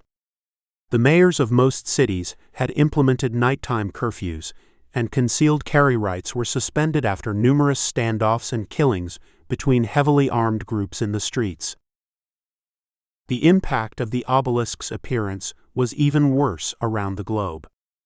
Authoritarian governments clamped down on citizens, many of whom were beginning to revolt openly, assuming they had nothing to lose, since they all might die soon anyway. Strongly democratic countries also had their share of growing challenges, with divergent narratives being highlighted in the media. These differences were acted out viscerally on live video to amplify ratings and advertising spend. Ears sighed. "Brother, what's left to like in the world? We were kind of getting along, even variants and nons, and we were making it work little by little. I felt like humans and hybrids were finally adapting to the changes, despite the pace of change." "And?" Peter repeated, winding through the narrow streets of North Boston while keeping an eye on his rear-view mirror. "I don't see anybody following. What interesting things did you find?" "Ha, you could believe it might happen, and then it does."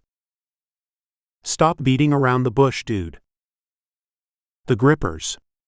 "But actually, it's the mechs, the guys on the far end of the robotic augmentation scale. I'm seeing increasing numbers of those types these days. The body parts these guys are augmenting make those old Marvel Comics heroes and villains appear tame. At least in those cases, there were only a few devious machines. Nobody could foresee that reality would go Hollywood full throttle when Joe Blow on the street gained the ability to mech himself or herself. But I'm one to talk," he admitted, referring to his penchant for augmenting ears onto his body. "Ears, you never let augmentations get to you. I'm sure you were the same guy before you started your personal journey. Molly and I were lucky to find you along the way. It's so easy to flip to the other side, though, and perceive you're no longer human. That you're more advanced, like Homo superiorum or Homo mechanicum. My Latin's not so good, but you understand." "I'll ask it again." "And?" "And I'm noticing vicious talk in the feeds. Threats against anyone stirring the pot." "I don't see the connection. We aren't stirring the pot, we don't have 1 million listeners, and there are a few dozen other pods like ours. With one big difference.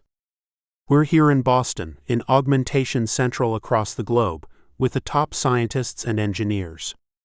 It's amplified in this town, therefore we get more notice. Doesn't make sense they'd be angry at us innocents, much less pissed enough to trash my garage and car," Peter complained. "I don't understand either. Perhaps we should get a mech on the show. By the way, I booked this guy named William, but we're using the Bard as his pseudonym." "Why that name?" Ears wanted to show him a quick visual of the obelisk once again, but was without his phone per their agreement, as was Peter. They were also unwilling to use the car's internet system for fear of hackers who might track them. "It's this idea of these obelisk glyphs that referred to nanobots invading the poor souls on that planet. William is a nano-robotic guru from a top university that I can't even share with you. He proposes we should fight fire with fire. I believe the real Bard coined that term centuries ago. Could be interesting." Our nanobots defending against alien nano-invaders. Oh, here we are. They exited the car in front of a 5-story brownstone and knocked on a large wooden door.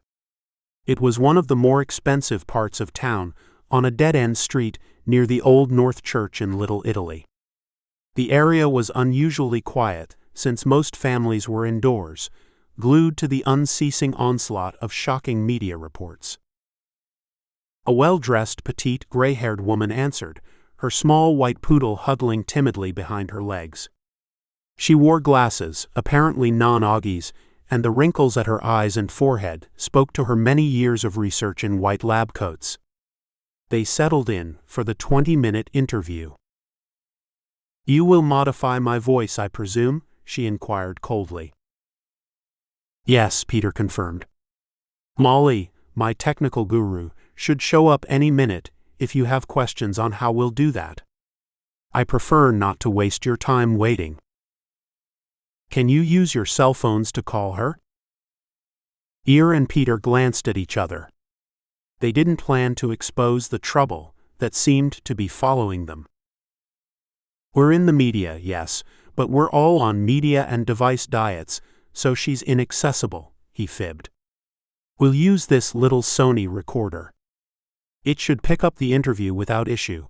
Then we'll get back to our laptops and use software to disguise your voice. Sound okay?" "Fine," she assured them. "Let's get to business." Peter avoided the usual introduction, assuming he and Molly would dub that in, before setting the interview up to stream. He started the Sony. "Can you briefly cover your background and areas of knowledge?" "No," she responded. "You'll need to trust my expertise. I know people, and my connections are at the highest levels. I'm not discussing such topics with my hairdresser, mind you."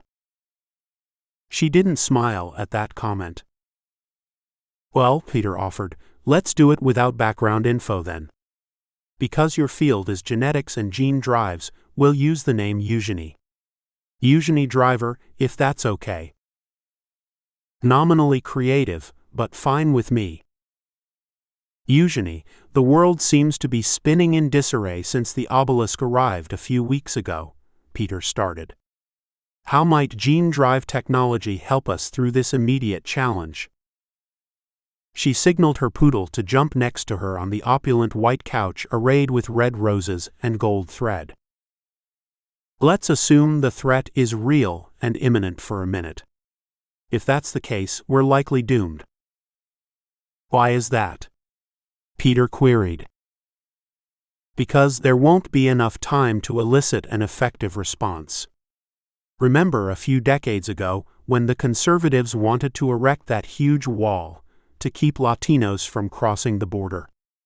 They barely got started on it after 4 years. Definitely nowhere near as fast as planned. Besides, this won't be simply a few thousand beleaguered Latinos arriving each day for a job or better place to live in peace. Any alien invasion would go far beyond our scope of imagination, and no border wall will help with that." "Are you saying it's too late to develop a response to any alien threat?" "By no means.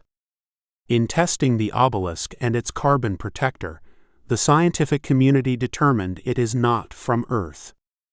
If true, and if the deadly alien threat is speeding across the stellar turnpike on its way here, then we must establish an orderly and sensible window of opportunity through which we can escape, or at least fight back." "You mentioned an effective response. How can genetics help in that regard?" "It's not genetics per se," she volunteered. "That's far too broad. Yet the solution does include gene drives. We've seen gene drives come of age in the most recent years, and we might agree there are multiple secondary effects, not all good either. Look at the ability in the new accelerator, or scroll tech to implement lasting changes instantly in extant individuals. Observe the ready availability of GD kits for grade schoolers, for example. Kids making genetically modified bacteria. Many predict multiple accidents are waiting to happen, Peter warned. But we, society, are controlling that to a fair degree, she insisted. We continue to police black market proliferation of the more volatile scroll capabilities. We keep tabs on homemade, unlicensed crap code that creates unfortunate off-target consequences like the poor hybrid souls we see hobbling along the streets. At the same time, we're researching various means of counteracting and reversing the most deleterious effects of bad GD tech. That aside, I didn't admit you into my home to discuss that which is known and being worked. I need to discuss what is possible when confronting the unknown. Peter could see she was getting defensive on the topic. Avoiding that deeper pit, he followed her lead. The unknown what? The unknown but advantageous regions into which gene drives can propel humanity, she proclaimed, casually petting her dog. Okay, discussing where humanity could go sounds a little philosophical for a science show. Can you elaborate on what you mean? She placed her glasses on the coffee table between them. Accelerator or scroll technology has shown us emergent properties that we can neither predict nor imagine beforehand. Mind you, we've seen evidence of the more obvious body enhancements and modifications in the last few years, from superhuman strength to vastly improved cognitive capabilities in the elderly. The positives and negatives are intertwined, as is typical in life, and passing judgment on what should be done with this tech simply depends on one's perspective. But back to the point. I am proposing we let gene drive accelerator technology go. Peter cocked his head in question. Go. Go where? The lady cupped her hands together. Go wherever it needs to go. He was surprised at her nonspecific response. You mean remove a few federal and global regulations on the technologies? I mean remove all regulations, young man. There's no time for a detailed explanation. As I indicated a minute ago, we will undoubtedly face aliens with advanced technologies beyond anything imaginable. Planning for what this might look like is beyond our very limited cognitive capabilities today, or even to centuries in the future, augmented or not. Peter was still confused. I'm not entirely getting the picture. I'm proposing to loosen all artificial restrictions we've placed upon our future selves. Aided by these amazing new technologies within our grasp, let's allow Darwin's natural selection to run its due course. You're suggesting that we should remove global restrictions on all tech, across the board. Genetics, AI, artificial life, and the assortment of other recent discoveries and inventions? I can't state this more clearly. In order for humanity and its future derivatives to survive this threat, we must play catch-up immediately. We must expand our cognitive and physical realms far, far beyond the existing human state. Good things will naturally come about from that, as well as more effective defenses. You speak of natural selection.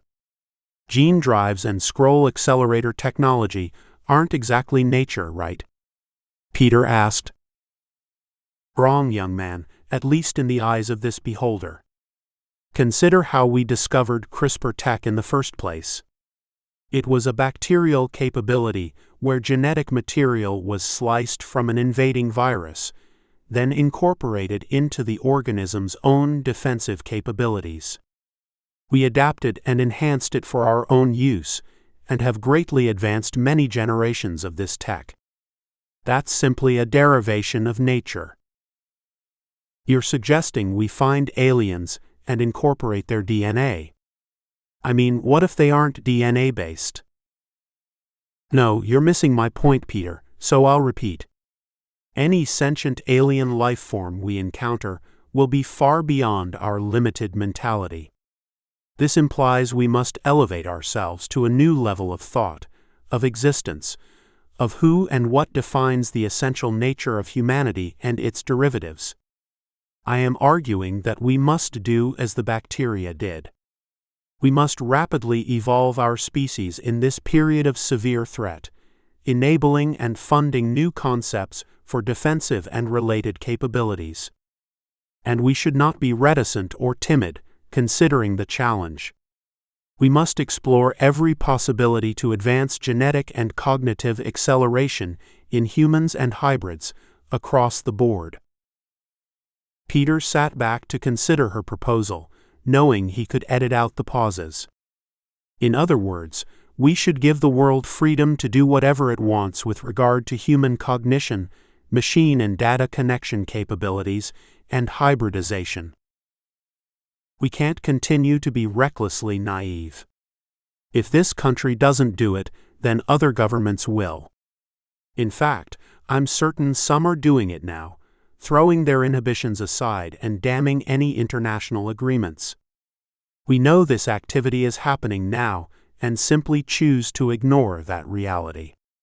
Indeed, many countries were on this path even before the obelisk arrived. Its appearance only hastens the inevitability of this type of flourishing of our species. Wait, he demanded. Beyond what others might be doing, I want us to focus on the implications. Are you implying that humans must evolve into a different realm of what is humanity? Aren't we there now?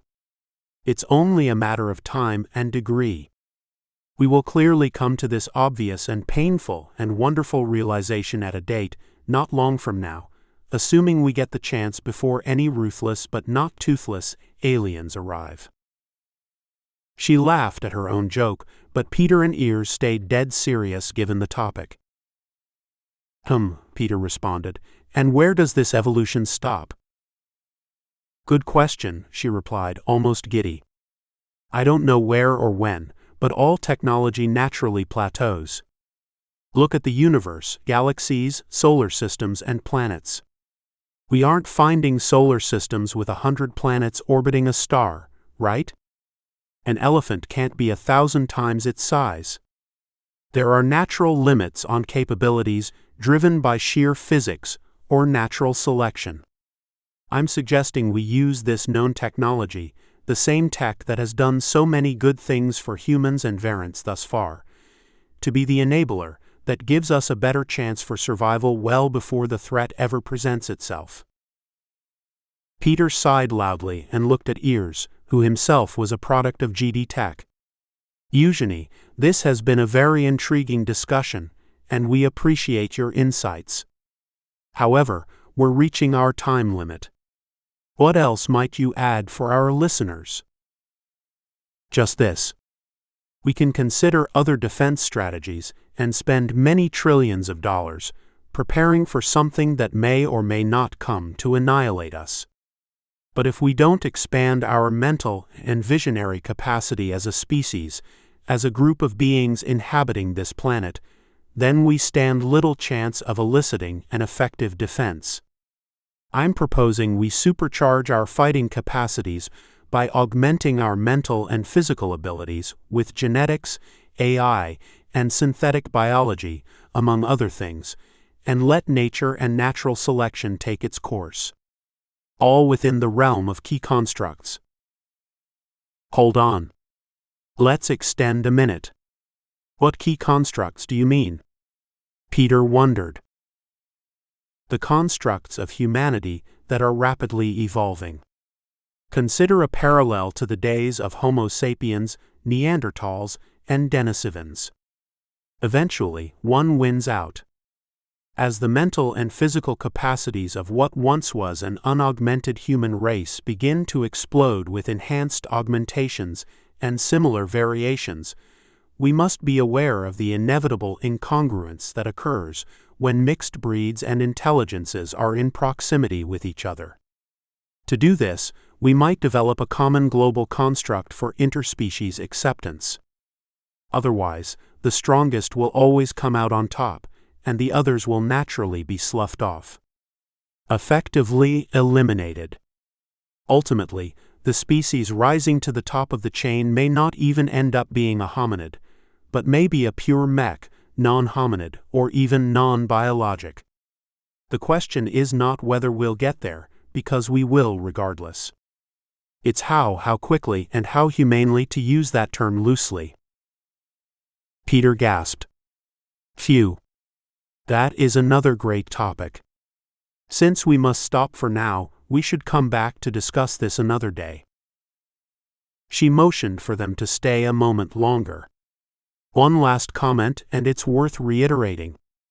Imagine a world of 100 sentient species that started from the same root, but are now significantly different from each other. We are accelerating to this new world of tremendous variations in humanity's creations, protoplasm-based or not. This will engender inevitable disparities, disagreements, migrations, and gatherings of similar individuals that want to congregate together either physically or logically. I predict a rush of procreation, or other means of dominion, by the more powerful and successful of these species. There may even be attempts to limit the viability of the less viable, whatever that looks like.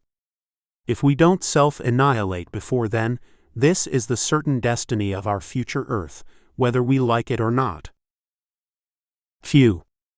Peter exhorted. And on that final note, I do need to close the podcast. Eugenie, we appreciate speaking with you and hearing your perspectives on this interesting topic. Peter closed the podcast, thanked the woman, and hopped back into the car with Ears. My God, how controversial this interview will be. Too bad Molly never showed, he observed. I wonder what happened. Ears shook his head. With crazy sauce cooking in the big bowl of Boston beans, I'm worried about everything nowadays. She probably called, but we don't have our phones. Yeah. Hey, there's a great pasta place around the corner with its own imported Barbera vino. What do you say? Perfecto. Ears shouted. But that means we'll be incommunicado with Molly for that much longer. Sure, but she's a kung fu expert who could waste me in a millisecond, so I'm assuming she can handle herself. We'll bring her some takeout. After eating, Ears and Peter drove back to the condo where Ears lived. It was a well-guarded location with retinal scan on gate entry. Living there was not cheap for Ears, but it was a favorite location for wealthier Boston varants who were sometimes discouraged from living in other places, despite non-discrimination laws recently passed to include varants. They rushed up the stairs, opened the door, and went to grab their phones. Peter couldn't find his in the spare bedroom. Ears, have you seen my phone? No, he responded. Lost it again. I'll call it. Ears dialed the number, and Peter located it under the couch. Hey, I see no messages from Molly. Odd.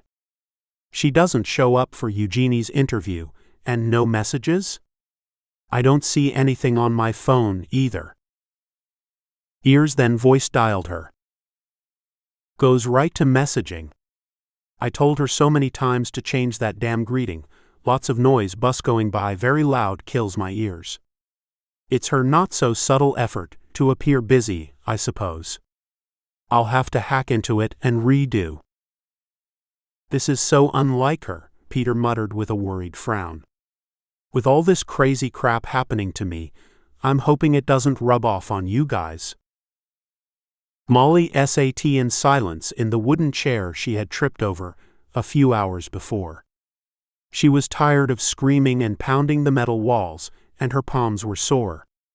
Although her prison was pitch dark, she had investigated the walls thoroughly and was surprised at how smooth they were. She estimated the room at 8 feet by 30 feet. There was no doorknob or latch, and the only irregularity she discovered was a small rectangular door her captors used to place her in the room while she was unconscious. She could sense the subtle whoosh of air from a vent above, but couldn't determine how high the ceiling was. Replaying the events in her mind, she whispered them to herself. I was at the drugstore. Didn't notice anything suspicious, and I'm trained to notice. I'm sensitive to this. Are you that thick-headed girl? I'm overconfident, obviously, because I parked the car in a dark spot. Jesus, after so many years of training, one mistake gets you. Stop it, Molly. Blame is not helpful.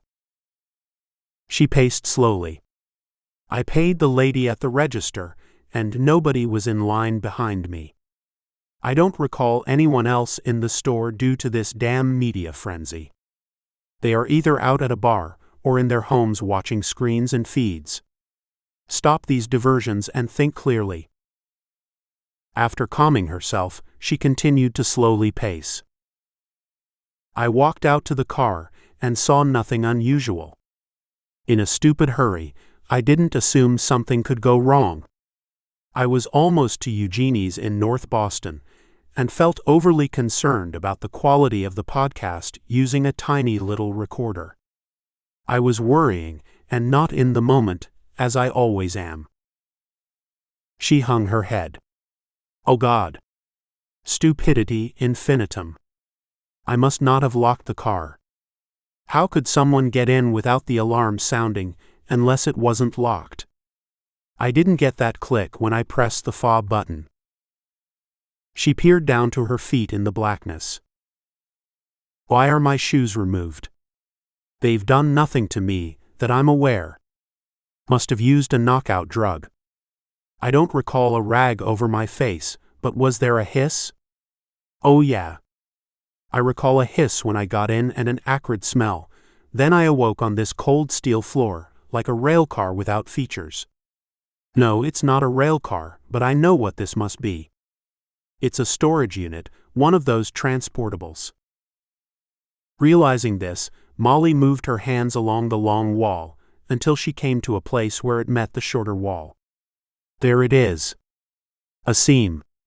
She then checked the area where the inner lock might be, and sensed a barely noticeable, hand-sized ripple in the metal. They welded it, then sanded and painted over. Now you're using your gray matter, girl. She sat in a lotus pose on the floor. Concentrate, Molly. Focus on one point. The calm and clarity of one point. Good. Okay, let the thoughts and fears sink. They used a knockout drug, an aerosol. They'll need to come back to get me, no doubt, for whatever purpose. How long can you hold your breath, girl? Start practicing. That one time was over 5 minutes, but your lungs were burning. What of those 2 people on that sunken boat in Thailand? They said they went 10 without training, but I know it can be longer. A swimmer also. I recall news about a Spanish swimmer who went over 20 minutes. I can do this. Molly kept very still. Attune your ears. Stay very calm and burn little energy. Listen for change in the hiss from above. Time passed slowly while Molly was entranced, hyper-aware of every second. Her prison was silent, beyond the sound of the incoming air. Then she heard a distant click, took a quick sniff and caught an acrid smell. That's it. Your last breath. Now 1 point. 1 point. A few minutes passed and her lungs were aflame. I can go no longer. Must breathe. She heard a snap of metal at the small door, exhaled her stale air, and laid back on the floor as if she had fallen there. She knew that she had lasted long enough for them to air out the enclosure. Light entered her closed eyes, and the telltale sound of mech motors embedded in flesh and bone filled the room. The mech crawled part of the way into the makeshift prison and dragged her limp body out by the feet. As soon as she was clear of the enclosure, Molly went to work. Peering for a split second directly into her captor's eyes, she extracted his larynx with a single, focused finger strike. As he fell, she watched him shake uncontrollably, suffocating in his own blood. At the same moment she struck him, however, he whacked the right side of her back with one of his mechanically assisted arms. The pain was excruciating, and she fought to avoid passing out. Each breath was labored, as she tried to inhale and exhale from her left uninjured side. Ignoring the pain, Molly searched her surroundings. She was in an unkempt open field, fully obscured by trees. Nearby was a small car with an attached trailer. A long metallic air conditioning duct ran from the trailer into her prison. Scanning the field, she noticed a road leading between the trees. That little son of a bitch. Didn't even see him clip me, he was that fast. I can't get out of here alone, not in this shape. Won't make it. The mech was face down in the dirt. The blood had stopped flowing from his exposed throat. Cell phone, she winced. Please have a cell phone. Don't be a damn chipped mech. I need a real phone I can use. She crouched over and cried out in pain, then searched his pockets, finally locating an old iPhone. Thank God, she whimpered, dialing 911. Peter was pacing back and forth in the hospital waiting room. We must see her, he insisted. Please let us inside. The older woman, neatly dressed in her pink and white cotton hospital garb, finally gave him a nod.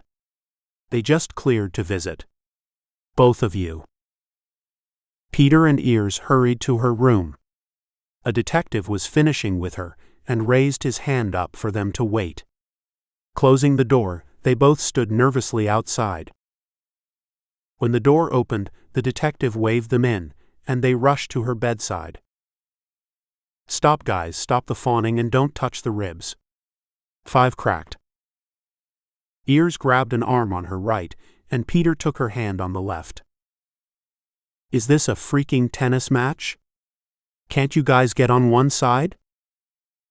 Ears scooted over to the side of the bed where Peter stood and grabbed her calf instead. Glad you're alive, they echoed. Me too, but not so for my little mech friend. You know, you can train at this for years, but you can't train for taking somebody out. You feel bad, even for a mech. He's still somewhat human, after all. He kidnapped you. Ears yelped. Yes, but for what purpose? Lung okay? Liver okay? Ears inquired. They assume so, at least no internal bleeding. This new pain medicine is damn effective, but I don't think my head is in a cloud. Molly then recounted the episode for them. And no news from the police yet? Peter queried. Not that they can tell me. This guy had no priors. Dropped out of college in year 3 and was associated with mech groups on his socials. Jesus, I don't need those guys on my tail. I still feel bad I took him out, just the same. You're alive, and that's what matters, Peter reassured her. This strengthened my resolve, though, for what we're doing with the show. We can't give up now because of this event or your car and garage incidents. The PD should figure out if these events are tied together. I sense something's building here, something important. Could be the drugs, though, and they're making me sleepy. Ears moved to the end of the bed to cover her exposed toes with a sheet. When is the boyfriend arriving? Molly rolled her eyes and sighed. Tomorrow. Out on another business trip, as usual. Funny, though. What's funny about him? Peter asked. Funny that when I was kneeling on the ground waiting for the ambulance, I wasn't thinking of Todd at all. He didn't even cross my mind. I could only see you, Peter, and how you might react if I died. Peter was uncomfortable with the implications of her comment. Not so pleased, and poor Ears would be forced to do the audio. Don't make me laugh, she cried. My God, I forgot to mention, Ears interrupted. While you were in your steel cage there, We interviewed Eugenie Driver. I loaded it on our site. We already have 200,000 downloads, even though the show doesn't stream until later today. Big time Podstars. Great, Molly agreed. Now I'm laying here in this disgustingly thin gown that exposes how flat I am. Looking terrible, messed hair, drugged up, bad breath, and taped ribs. I need rest. Ears did not want to leave her alone. Can we guard your room? My other friends are already on target with that. Both my cop buddy and kung fu brothers and sisters, so I'll be fine. You boys go home and get the next one done without me. Who's up again? Alex G. as in Mr. Bell. Do you remember? Ears asked. Molly thought for a second, carefully brushing her hair back. Yeah, he's calling all friendly aliens. Sorry I'll miss it, but I should be out of here soon. Not much these folks can do with broken ribs. We'll come in every day, every hour, or whenever you'll have us, Peter assured her. Not when I look like this, you won't. Molly, you are beautifully alive. That's all we care about, Peter expressed, squeezing her hand. Don't damage the merch, as I've had enough broken bones for one day. Now leave and let me sleep. As Peter gently placed her hand back on the bed, it occurred to him that this was the hand that did it, that killed the mech who kidnapped her. He couldn't release the image from his mind, a sweet, thin, gentle hand, the hand on the audio mixer capable of doing such damage to a human being, much less a loaded mech. Funny she mentioned seeing you when she was in trouble, Ears quipped after they left her room. She's delirious. Couldn't you tell? We'll get the real story when the drugs wear off. People say your oppressed desires are exposed when sedatives are coursing through your veins. Now let's eat lunch if you're okay with hospital food. It's cheap and easy. Earsbud, with 5-star restaurants on every street corner in this city, you pursue the oddest places for food. But let's try it, he grunted as they turned toward the commissary. I can hardly wait for our next interviews, Ears added. End of Amygdala Hijack Part 1, The Waening.